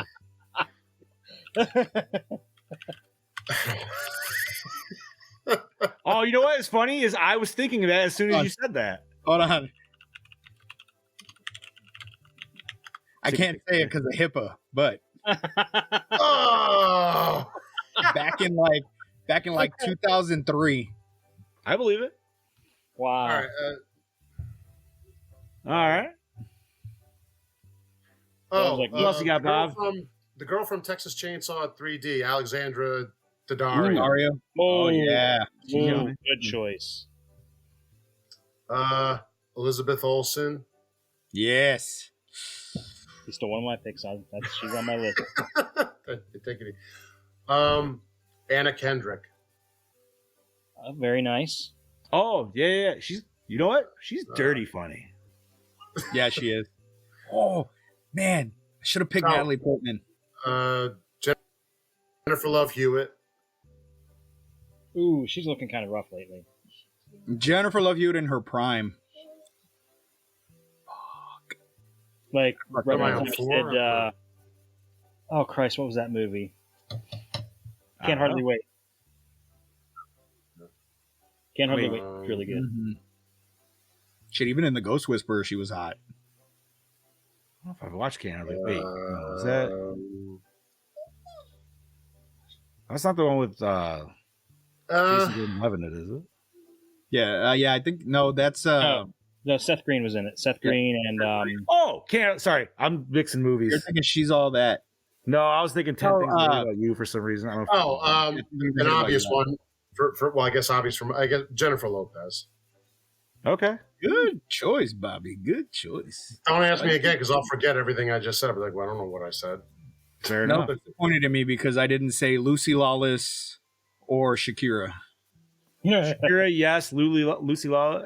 Lucy Lawless is actually kind of hotter than she used to be too. Okay, look at Lucy Lawless in Eurotrip and tell me she was not. Oh yeah, fuck I yeah. didn't say she was not never hot. I'm just saying I think she looks like fine amazing. wine, dude. I think she's never looked better than like in Evil Dead the series, man. I thought she was hot as fucking that. I got Mel the Xena discography for Christmas. Nice. The best episode is called "For Him the Bell Tolls." Going with Joxer the Mighty. Okay. You ever seen that one? I don't Yeah, think I It's been have. a long time. One of the gods puts a spell on Joxer so that every time he hears a bell ring, he becomes this dashing hero. It is Really? funny as fuck because there's this one part where he's like swinging into action. He's swinging on the pull rope on a church bell, and he's swinging and he's like ha ha. Then it rings and he's swinging back. He's like ah. And it rings again. Ha ha. It's the funniest shit ever. He has his own theme song and everything. Look it up. Joxer the Mighty. All right. Interesting. All right, Chad Diddy, who you got, homie? Okay. Ooh. My top pick. It's one I always keep going back to, and I have for decades. Jennifer Connelly. Yeah. Okay. I got to go with Amanda Seyfried. Fell in love with her in Mean Girls. She was the ditzy blonde. She's got them big doughy eyes. Big blue eyes does it for me. Is she like the really, really stupid one? Yes, she's a really, really stupid one. Oh, yeah, no, that's fair. Halle Berry. Oh, Okay. Eternally gorgeous. That's only 3, huh? Yeah. Emma Roberts. Okay. Emily gets it. Yep, the boobs that tell the weather. Ooh. I'll pick for number 5. I was going to go with Elizabeth Olsen, like Bobby said. But I got to go with who I thought was the hottest woman in the MCU, Cate Blanchett. All right. Oh, dude, when she was Hela? Oh, yeah. Yeah, but when she's not Hella. Is she looking rough? I didn't think she was. She wasn't really doing anything for me as Hella, but Okay, She was. Maybe I should change that then. There's something about that goth makeup that makes every girl look hot. I love that shit. I'll go with Elizabeth Olsen then. Okay. All right. Oh man, put me on the test. So I'm gonna say one that usually I don't say blondes first, but I gotta give Margot Robbie my first pick, dude, just because she's always gonna Barbie. Yeah, exactly, dude. Damn it! Why did I not pick Emma Stone? Emma Stone's good too. That's what I'm saying. I made my list and I'm like, God damn it. Okay, scratch off Elizabeth Olsen, pencil in Emma Stone instead. Okay. Let's see. I gotta say, dude, and I like her even more so now that she's like not trying to like hide in like the skinny face, bro. Selena Gomez, dude. Oh yeah. She is absolutely yummy to me in all the right ways. Did you say not skinny face? She's still skinny as fuck. No, but she's got this nice like natural kind of thickness going. She's through got her. her. She's not trying to be like anorexic. anorexic skinny, dude. You know what I mean? Like, so she looks healthy now, and she looks way better in my personal opinion. And she has a cooking show coming out. There you fucking go, dude. Maybe she'll get even a little thicker, which is fine with me too. What are you saying, Scoops? What are you thinking? Fuck, man. No, Scoops, like, stop giving me other choices, goddamn. Yeah, because you said Selena Gomez, and I'm like, fuck, Demi Lovato. Like, Demi Lovato's hot too, dude. Ooh. Dude, Demi Lovato, not bald Demi Lovato. No. Like 5 years ago, Demi Lovato. Ew. Give her a little heroin. She'll let me do whatever I want. Mel's like, ew. How you gonna overlook Wonder Woman? Go with Demi? Get out. Oh, why didn't I pick Gal? See, that's what I'm saying. It's too hard. How you not mention Shakira in your first 5 anyway? Gail's a little too skinny, dude. I would say Shakira over Gail Gadot in my opinion. Shakira's got way more ass too. Those hips, they don't fucking lie. Exactly, dude. Childbearing hips fucking attract a man for a reason. Whose personality makes We're not talking personality, Emily. We're talking looks. Oh, we're talking about Demi Lovato again. Yeah, she was. Demi Lovato, yeah. No. Let's see.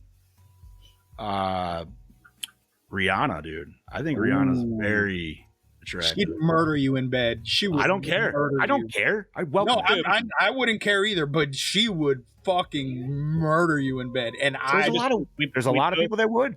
Dude, we both missed a major one for our list. Monica. Oh yeah, you too. Monica.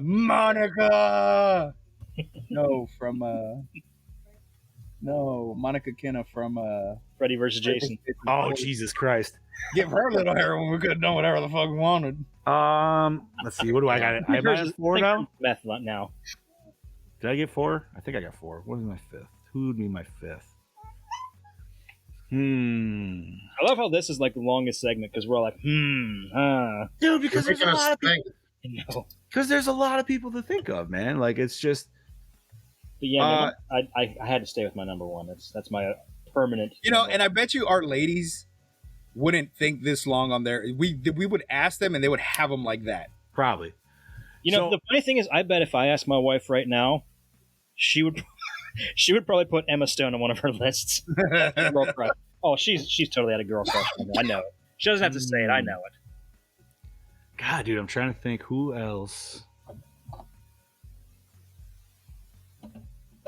You know what, dude? I'm gonna do a shout out to 1997 Johnny back in the day. Again, I'm gonna throw on old school Heidi Klum because I had that woman's poster all over my fucking room. Wow. Yeah. I can't think of anybody else. So I'm just gonna go with the reach. If we're going that far back, I'm going with like 2003 Rad Chad's pick of Brittany Murphy. That's fair, dude. And her prime would have picked Tyra. Dirty Brittany Murphy was something for sure, dude. Even cute, clueless. Yes. She was also something horrible. Oh, damn it! All right, I got to give my auto. I forgot to even mention her because she should have been in my top 3. But here's another woman that would destroy me in any aspect of life. Going with what Scoop said, would be Aubrey Plaza. I am extremely attracted to her, dude. Who is that? Who is Aubrey Plaza? Oh, it's just her dry, sarcastic sense of humor. Like, she would piss you off royally, but dude, you would just when you're making up, that'd be something completely different, dude. For sure. Alrighty, so where are we at now, boys? Most anticipated review of ours next year. All right, so we got to go into the list for next year. I got to pull up the list for next year. I already started looking at it before, and probably for me because I wanted to see it and we haven't had a chance. But The Pope's Exorcist because I've been wanting to see that movie. Okay. I mean, there's a lot of movies on here that I've already seen, and I can't wait to review with you boys for sure. But if I got to go with stuff that I haven't seen, dude, like I'm excited to watch Willy's Wonderland. That's one I've been waiting for because, I always enjoy that kind of shit. And I've never actually watched the original Gojira, so I'm very excited to watch that one too. That's gonna be a Trust me, when you see the original Japanese version, you will agree it's a horror movie. It's more of a horror movie than Minus One. Minus One was absolutely horror. Right. Hell yeah, dude. What do you homies have? What y'all thinking? I'm opening the list right now. See, I want to say Ghostbusters, but I know that's going to be an almost perfect score for all of us. Yeah, for sure. Yeah, it's going to be fun to talk about. Texas Chainsaw is another good one. I think I am really Big Trouble. See, I love Big Trouble in Little China. I know Big Trouble is going to be. That was another one I wrote down, but I'm like, that's going to be such an easy peasy review, though. Like, I really am eager to see what you guys think of Last Night in Soho. Ooh, I have not seen that. I haven't seen that one. That was such a pleasant surprise for me, and I hope it's going to be a pleasant surprise for you guys too. So I think that's the one I'm looking forward to. All right, nice, solid pick, dude, for sure. What you boys got? I already said mine. Scuba. Whew. I'm looking at our list, and I've seen pretty much all of these, but I'm excited to talk to me. That's weird. I was just looking at that too when you were just said that. That movie, how you said Last Night in Soho was a surprise for you. This flick was a surprise for me. And, Brody talked it up a lot. And there's a lot of times where Brody talks up a movie and I watch it. I'm like, oh. I have a feeling that could take us by surprise the same way Malignant did. Talk to Me was, like I said, I can't wait to talk about that movie with you guys. It was very interesting concept with that movie, and of course anything supernatural I fucking eat up. And right. It's sometimes it's not good, but this one surprised me. I was very surprised with that flick. So that's probably the one that I'm excited to review with you boys. Hell yeah, dude. I will say my honorable mention is one that I also threw on myself, but I haven't watched, and it's one of those ones I've just been meaning to, and that's The Hitcher. So I hope I don't. I've never. I'm hoping that's one of Brody's. Brody's really excited we're going to be talking about. I do have a Brody vid, by the way, and he says he tried to answer everything to the best he can. So whenever you guys want to throw that in, we're at right now because we're at the end of our original questions. We're getting into Scoob's questions next. So let's throw up. All right, so let's throw up Brody then. Merry Christmas from the Brody. Well, howdy fucking doody there, folks. It's your DKB here, back for one last hurrah before the end of the year clocks out. And I do apologise that I can't make it on there with you tonight, but I thought I'd check in with y'all with a little video like I have been pretty much nearly every week for the year. So, yeah, I've got a bunch of questions here from Mr. Chad Daddy, and better fucking answer them for you. Yeah, so kicking it off is my favourite film of 2023, and that would be Talk to Me from Danny and Michael Philippou, the Rucka brothers. This is a film that I have not stopped talking about all fucking year. I love the original idea behind this. The concept is so unique, so original, but it's definitely a really cool, twisted, dark take on the possession supernatural genre of the horror genre, and I really can't wait to talk to. I'm just going to pause Brody here real quick. If everybody's wondering, or maybe you're not, Brody already apologized in advance, but he said it was raining like a motherfucker when he was trying to record this. Yeah, and it's right on the roof, too. Yeah, so like amplified sound. Woo. So it sounds like freaking white noise. But go on, just let you guys know. We'll go. All right, now back to the Brody. The lads about it next year. But yeah, Talk to Me. It's definitely one of them films that sort of stays with you after when the credits roll, because it does have a lot of answers there in the moment, but it doesn't really explain much of the backstory. So I think it's kind of cool that we're getting a sequel to maybe which direction it's going to head. I do not know, but they did say they have a Bible pretty much full of information when I got to meet one of the directors, Danny Philippou. So yeah, we had a little bit of a talk about it, and yeah, I can't wait to talk to the lads about it. My least favourite film of 2023 is what we reviewed the other week, and that would be It's a Wonderful Knife. I'm not really going to go into it too much on here. If you want to hear me talk about that film and why I hated that fucking film so much, go back and listen to that episode of Gore N More, and you will find out my answers and why I hated that fucking film. I don't know why I'm laughing at that. Favourite film we reviewed this year would have to be The Descent. I think that's the score I gave the most because it's just such a wonderful idea. Yet again, it's one of them original, fresh ideas for the horror genre that just sort of come out of nowhere. I remember back in the day, it was just sort of like, holy shit, where did this film come from? It was a bit of a sleeper under the radar, and I'd been a fan of the directors because of Dog Soldiers. So to see this film come out, it actually really scared the fuck out of me back in the day. And I think I gave the score more score of like a 4.7 or 4.8. But yet again, if you want to hear me talk a little bit more about that, go back and listen to that fucking episode. My most anticipated film of 2024 is Nosferatu director Robert Eggers, involved in this project. It has a stellar cast. I am a huge fucking fan of Robert Eggers. I think anything that he has done or brought out is nothing but pure gold. So I'm really keen to see his take on this Nosferatu project. From my understanding, it's been a passion project of his for years, and I think the only person who could bring a remake of this to life would be this man. So I am extremely excited to see what unfolds on the screen while viewing this. Once again, my least favourite film we reviewed this year. Can you guess it? That's right. It's A Wonderful Knife. Fuck me. Do I need to say any more? I'm not. So my most anticipated episode for reviewing for next year would have to be Dead Alive, aka Brain Dead, from Peter Jackson. I literally watched it fucking a couple of nights ago, and it's one of the funniest fucking films ever. The gore in this, I think it's one of the goriest films of all fucking time, and it's a perfect fitting for the title of this show. It's Gore N More. It just has that gore and blended in with the elements of humour, drama, anything that Peter Jackson's able to throw at us, it has. Don't you fucking worry about that. So, practical effects extravaganza, I don't want to rave on too much about it, but yeah, I'm really excited to fucking talk about that. Hell yeah, dude. Yeah, so for the final question of this segment, I have a list here of all the people, essentially what you usually call a hall pass, but down here just people or celebrities we would like to fuck. And going from the topic, in no particular order, they can all join in at once, I don't care, I don't mind. First off, we're kicking it off with Margot Robbie, Jennifer Aniston, Elizabeth Hurley, Jamie Presley, and Sofia Vergara. Yeah! Wow, know some Yay or nay?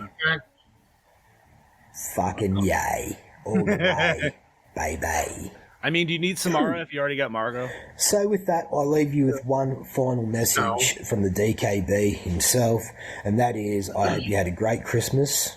I hope you enjoy your new year, and I look forward to hearing from the fucking Gorehounds themselves next year. I can't wait to talk about film, be a part of this show again, and just, have fucking fun with it. Life's a garden, dig it. Keep on keeping on. Yeah! Hell yeah. Brody! Thank you, Brody, what a stellar performance as always. Hi, Charlie. Exactly, Charlie. Let's do some flipping around here. All right. So, Doppelganger Kangabanga, obviously he is with us in the chat. He wishes he could have joined us live, but he's obviously got some friends and family down where he's at right now, so understandable. Hopefully, fingers crossed, maybe Dick's too, we can get him on way more, few more live episodes next year. Yeah, that'd be nice. I mean, obviously it's all up to his schedule, but if we can, we're gonna fucking have him. So of course. Fuck yeah, dude. Man, he really hated It's a Wonderful Day. Yes, he did not like that movie at all. I need to go back and listen because I didn't get to listen to that episode. Oh yeah, no, he gave that shit a 1, bro. Like, he was like, this movie fucking sucked. I didn't like anybody. He even said he might watch Amityville 3 before he had watched it. He did, dude. He did say that. Yes, bro. Yeah. That's how I felt about the one we watched. Listen, the fact that any of us, if any of us are coming out swinging a 1, you know what I mean? Like, that's an instant, like, no, man, fuck this movie. I don't give a shit what anybody else says. Fuck this piece of crap. Alrighty. Well, thank you once again, Brody. Merry Christmas to Down Under there. Alrighty. So Scoob's made up some questions. Okay, we can skip the first one because I already answered that. What was your absolute favorite horror movie we covered this year and why? Okay, so we definitely did that. So what do we got next? So which horror movie surprised you the most, either in a positive way or a negative way? Ooh. I already know my answer to this. Yeah, I got mine too. Go ahead. I don't mind taking point on this. I mean, I know by all means. It is one of the top 3 that I picked for our favorite review. Okay. And the one that surprised me the most was Malignant. Yeah, I didn't know what to expect. I went in with a completely blank slate, and this movie, it just hit all the right notes for me. Yeah, it was a great surprise.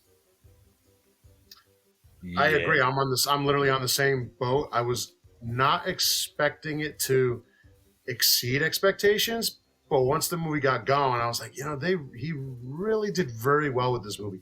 I love the campiness. I love the little humor. I love the callback to all the corniness in certain parts because it came modernized as well. It's one of my favorite movies to watch.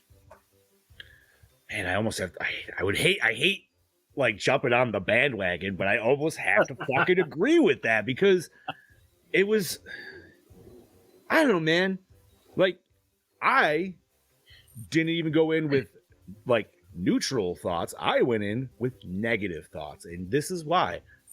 Not necessarily particularly a James Wan like horror fan film. I'm not gonna say can't give the dude kudos to what he's done. He's made fucking universes. Like, you know what I mean? He's definitely one of the top tier horror guys. Some of the stuff I like, not all of it. But That's fair. Also going in thinking that this, well, not even really thinking, but this is perceived as a modern giallo. Mm-hmm. And knowing how I feel on past Ted's giallos, yeah, my bar was set low. And I feel like I did not get anything what I expected. And to the point where, like, it wasn't just cool, but it was cool. And then they turned up like the level to fucking 11 just because they could. And they didn't have to like explain why he had super strength or anything like that. We got some crazy intro to the movie, dude. That was definitely like some 90s sci-fi horror shit going on. Great. Like, fantastic. I really wish I had another one to say, dude. Like, I feel bad jumping on your bandwagon, but it was so good. So I'm not going to jump on the bandwagon, and I'm not going to pick one that surprised me in a positive way because we did a lot of great fucking movies last year.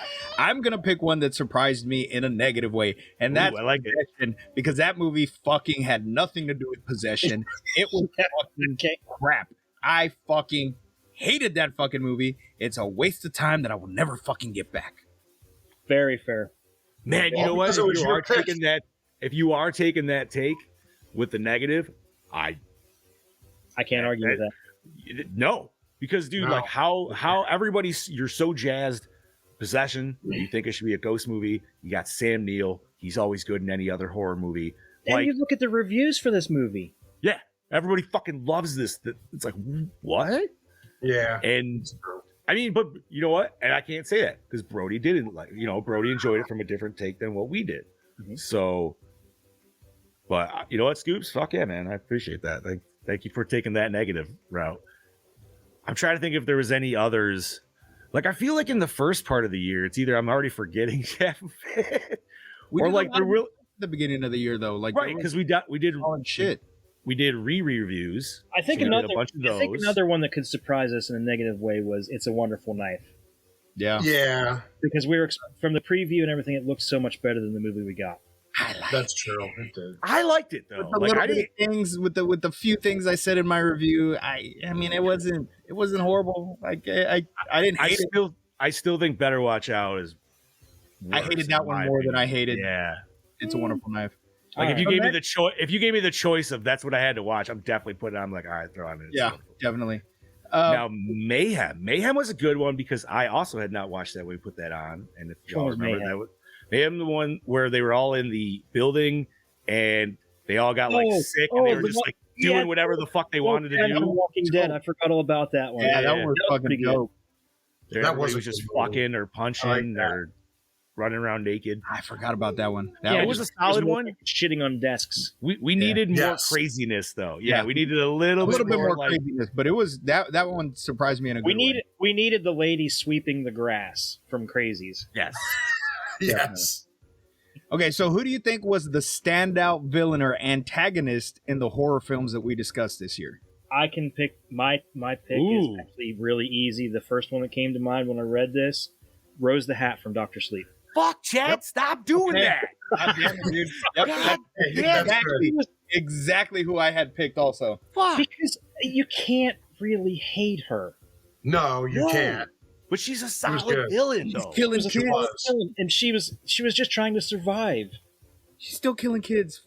Like, she's still killing kids because she had to. You feel for her, but at the same time, then there is a point where it flips and you're like, nah, dude, fuck this bitch. Yeah, fuck her, yeah.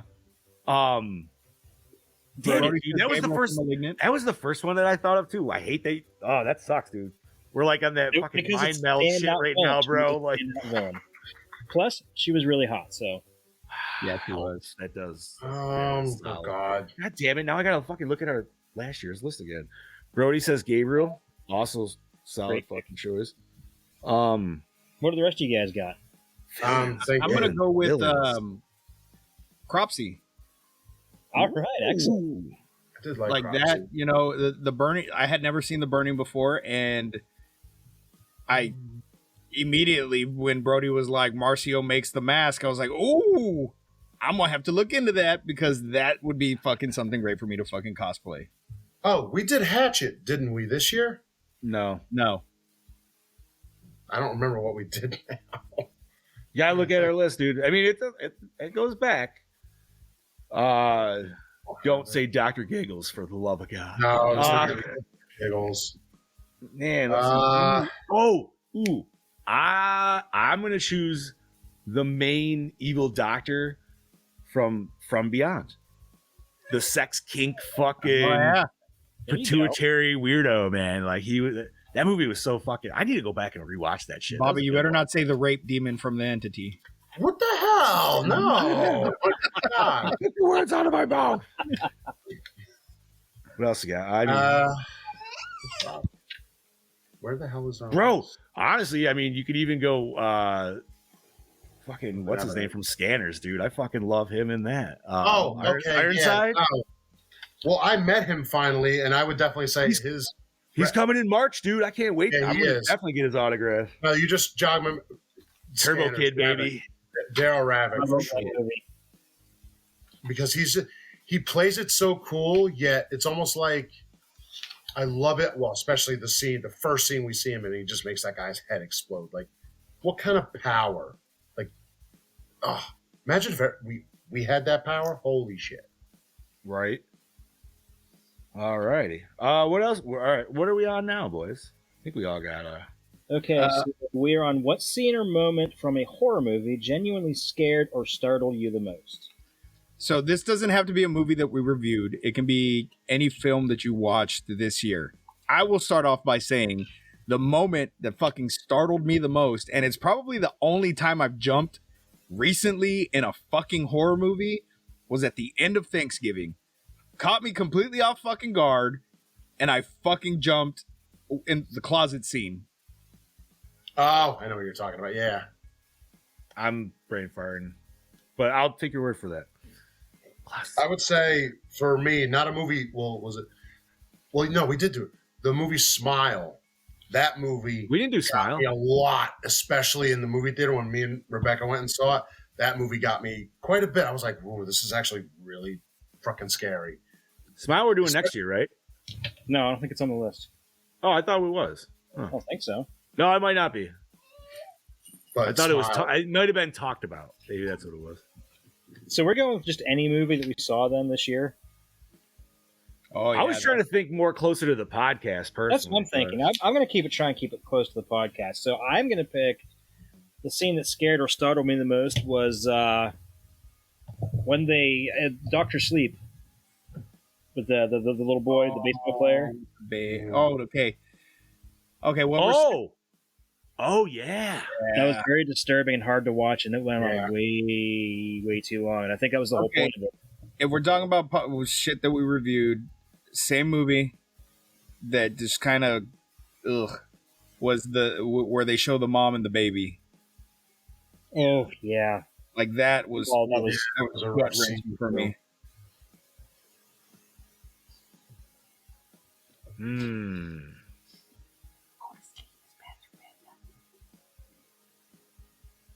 The problem is, like, I can think of a scene that would have scared me or startled me more in like the first time I see it, but like it might not be the first time I watched this movie while we reviewed it or this year. Like I'm thinking of more so The Descent, because dude, the first time I saw that impalement of the dad and the daughter right in the beginning, that was like just one of the most like oh fuck moments, dude, where it's like, wait, the movie's still going, I'm still dealing with that back there, like what are we doing here? I'm gonna go for that one just because I feel like that's still the one that resonates with me the most. Fair enough. What you got, Bob? I said mine already. Did you? Sorry. We all good then? So we got. All right. What are we on? Best horror performance? Yes. So, which actor or actress delivered the most impressive performance in a horror role? So, are we keeping this to the podcast, or any of the movies we saw this year? Let's just keep it to the podcast. I'm keeping the podcast. Let's keep it to the podcast. Okay, I'm gonna have to consult my notes again. I'm gonna say Angus Scrim in Phantasm. 'Cause that man was fucking terrifying. Impressive performance in a horror role. That is a tough one. Yeah, that's I don't know. That's a hard one. I'm going back. You know what? No, it's not. And you know what? Maybe this is a cop out, but for me, dude, like he's been on the rise for the last 5 years or so, and he just brings in. We already talked about waiting for his new movie coming out, dude. I'm giving it to Art the Clown. Ooh, yeah. Art to me is just completely over the top, and you know, even though we only watched the first one this year, in my head, I still kind of judge it with the second one, and it's just like, Jesus Christ, dude. You know something? The lead villain in Popcorn, wasn't that the movie guy, the guy who owned the theater? Yeah. Or no? Something I don't remember now. I can remember the deaths in Popcorn. I don't remember the villain. Toby. Thank you, Gene and boys. I'm gonna jump on the bandwagon with John, and I'm going with Art the Clown because he's just been relentless, and he doesn't stop. He said, John Goodman, arachnophobia. You know what? Yeah, fair enough. I am going back, and is he the villain though? I guess Stewie's to the no. It doesn't, it's just which actor, actress. Yeah, who most impressive performance. Okay. I am going to go ahead and give my pick to Chris Sarandon in Fright Night. Ooh, right on. He was fantastic as Jerry Dandridge, and kind of sexy. Yeah. Okay.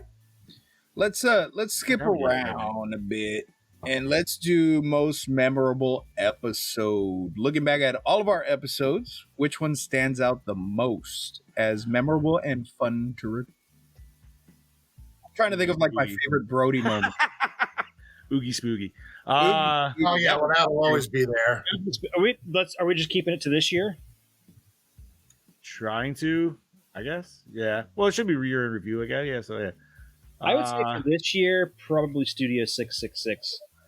That was a fun fucking. That was a fun fucking episode. Like just talking about the movie and how much everybody enjoyed it, and like if you go back and watch the episode talking about the movie, we all had smiles on our fucking faces talking about that fucking movie. It was a really fun movie, and we had fun talking about it.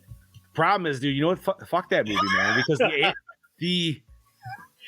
I pooped in the toilet and said, "Yeah, you did."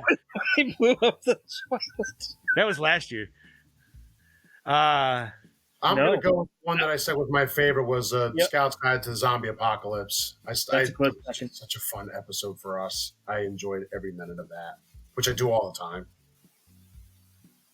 Oh man. I mean, they're both good because I feel like those episodes in particular were both pleasant surprises for all of us, or for most of us that hadn't seen it. Maybe more. Oh man, I don't know. Because the dudes are really fucking hilarious in Scouts, but there's just some shit we laughed about. We went like deep diving on Studio. I'm gonna give it Studio 666, dude. Because you know what it is? Whatever it is about that movie, it makes me fucking watch ranch. Makes me want ranch Doritos, and you know what? Fuck them for that, because that's all it is, dude. Is just Pat eating ranch Doritos in like perfect fucking bag form. Ooh, Dolls was a good I forgot we did Dolls this year. I thought. Yeah, that was a good one too. Oh man, I feel like I just remember we stayed really on topic of whether or not what's his name blew Dave or not. We were pretty all sure he did. Headcanon, it happened. It happened. It did. All righty, where you want to go next, Scubas? Let's do. You want to do underrated gem? Yeah, let's do underrated gem. Okay. Did you come across any horror movies that you feel are underrated and more people should watch? I feel like this should be something that we watched anytime. Any horror movie, like not just in the past year. We haven't just covered it for the episode for the show. Let's just go deep dive. What horror movie do you feel is underrated and more people should watch? The problem is what is felt underrated but should watch. Where it's like, I feel Body Bags. with John Carpenter. Is that As the mortician. Mortician? Or Yeah, no, I feel that's an underrated gem. That's a good one. All right. This is tough. Most of the ones that I feel are underrated, we end up reviewing, like Demons. I'm going to go with a pick that almost made the list for me next year and was on my list, and I changed it. And I will die on this hill, but Underwater. I haven't seen it yet. I don't, love her or hate her. What's her fucking name? From Twilight. Oh, Kristen Stewart. Love her or hate her. She's really good in this movie. And it's a nice surprise. Give it a watch, and you won't be disappointed. Underwater's for me. So I feel like for underrated gem, I'm just going to stick with the podcast because I can't think of anything in particular at this moment. But what was that Aussie film we watched with the prom date? The Loved Ones? Mm-hmm. I like that one, dude. That was one that I just did not expect to like. I don't think I would recommend that to everybody, though. That would definitely be like, I'm going to suss out where your horror goes and maybe give you that. Because obviously you got to kind of be into a little bit of like gratuitous blood and some torture shit somewhat. So, yeah, I'm going to go with that one, dude. So I'm going to say for the podcast, probably Scout's Guide to Zombie Apocalypse. Solid. But not in the podcast. I would say Wreck. I've never watched the original Wreck. I've only watched Quarantine. Quarantine, yeah. Yeah, no. I mean, and they're basically shot almost exactly scene for scene the Spanish one, but I don't know, just watching it in Spanish, there's just, I don't know, I it's one of those movies that just kind of stuck with me a lot. And it's one of those films that anytime somebody's like, what's a movie I should watch Wreck. Yeah. Okay. Dude, The Hidden was really good. I liked The Hidden. I did. I liked that more than I thought I would. Agreed. Especially given the fact that we watched that right after Part 9. That was intentional. I know. That's all. We can all thank Mick for that. Mm-hmm. Interesting. All right. So has everybody got underrated gem? Mm-hmm. Yeah. Alrighty. Where do we want to hit next? All right. So what aspects of our podcast do you think we can improve on in the next coming year? Ooh. I would love, and I don't want to, it's not something we can necessarily improve on. I would love to get more feedback from the audience. Okay. Yes. I would love to hear nice. what they want from us. Yeah, whether it's in email or messages or whatever the fuck, dude. And you know what? Maybe that's on us. We got to start promoting email a little bit more or some line of avenue too. So I would also like maybe a few more fan picks. Make it shorter. Fair. She says we take too many sidebars. That happens. But it happens. I mean, that's our show. I hear Brody says more nudity. Here you go, Brody. This is for you. Yeah. Ooh, wow. Yeah. More nudity? All right, I got you. Pre-set up for your YouTube videos.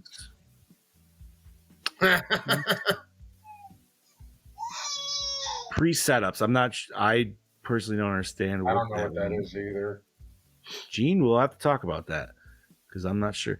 Do you mean like a countdown? Like you know what I mean? Is that what you're talking about, Gene? Like the one we already have? Does it not come through on the YouTube? On YouTube, you can do like like when you're doing like a premiere or something, you can set like a 30-minute fucking countdown before you go live or some shit. Oh. I don't know. I mean, I could look into it. I don't know how that would work through doing it with the way we do it. Yeah, I don't think there's a way to do it with Restream. Like YouTube in itself for sure, but there's no way to do it on here, Gene, unfortunately, because since we do it on Restream and stream on multiple platforms, it kind of takes that ability away from us to do it. Yeah. Interesting. I would say we need to starting like we used to start. Yeah. You know what I mean? Like, Okay. we're very lax on, we used to start immediately 5:30 my time, which is 6:30 your time. And then we got very lax and just like, we'll go on between 5:30 and 6. And then, you know what I mean? So I think for me, that would be one that we just kind of need to work on. Like we need to get a set time. Hey, this is the time we're starting. Let's fucking start the show at this time, just so that our fans know that it's direct every starting time. at this time. This is the time we're fucking starting. This is the time we're fucking going. That's why I was trying to get you guys to kind of like hurry it up today and get on earlier. I understand it's Christmas and everything. I just wanted to be a little more punctual for the fans. Yeah. Today was not like I gave a time, but you know how that fucking goes. Dude. Yeah, we all had family stuff to do. So, and this is an impromptu episode, anyways. Like, we just wanted to get on and throw out some content and stuff. But so usually I can do a really good Irish goodbye, but never on Christmas, even to an Irish family. So, right? Usually it's the Midwestern goodbye, and it's 30 minutes at each fucking person. Mel wants fun sound. We used to have that. We did, yeah. We used to have a little. I have I told her I'm gonna try to get my my Stream Deck up and running because she bought me a Stream Deck last year and I've done absolutely nothing with it. There's nothing programmed on it. All it has is our Gore N More logo on it, but I didn't add any sound files, nothing on it. And I just think it's a good suggestion because then we can do like Bobby's Oogie Spoogie and just fucking randomly throw it in. You know what I mean? Yes. Or like Ben does. That could be our Baba Booey. Yeah. Or like Ben does on the Recycled Corn podcast. He fucking on one of our investigations where I got scared. I'm like, no. Like I start freaking out. He'll just like randomly play and I'm like, fuck you, dick. He made it a soundbite, fucking asshole. Oogie, what the fuck just fell? Or, we can get some fucking Brodies saying cunt every once in a while. I'll just hit the button, cunt. I think we got yelled at one time where we actually had to reframe. We had to like cut it down to a minimum. That was a couple years ago, though. Yeah, that was just the boss man saying people were complaining. Who knows? Yeah. All right. Anything? Where else we want? I don't think the other ones are really that important. Yeah, because horror soundtrack. It's probably gonna be Friday the 13th. Yeah, that was gonna be mine. It's gonna have to be Brody or Mick. We covered a lot of ground too. Yeah. Poop in the toilet would be a good soundbite. Yes, it would.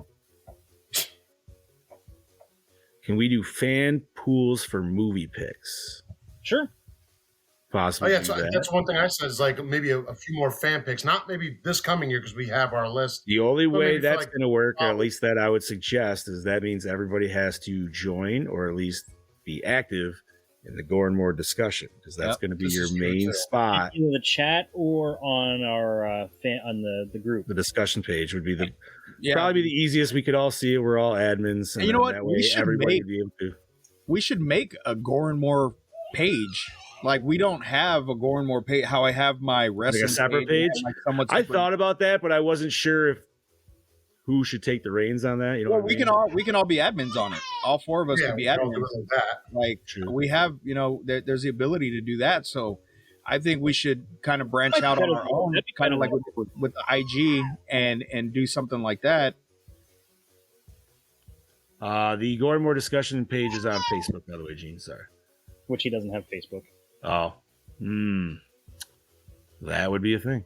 So the reason we don't do pics, we can do pics, but the reason we don't do videos of like our favorite kill is you get a flag. We'll get flagged. We'll get flagged.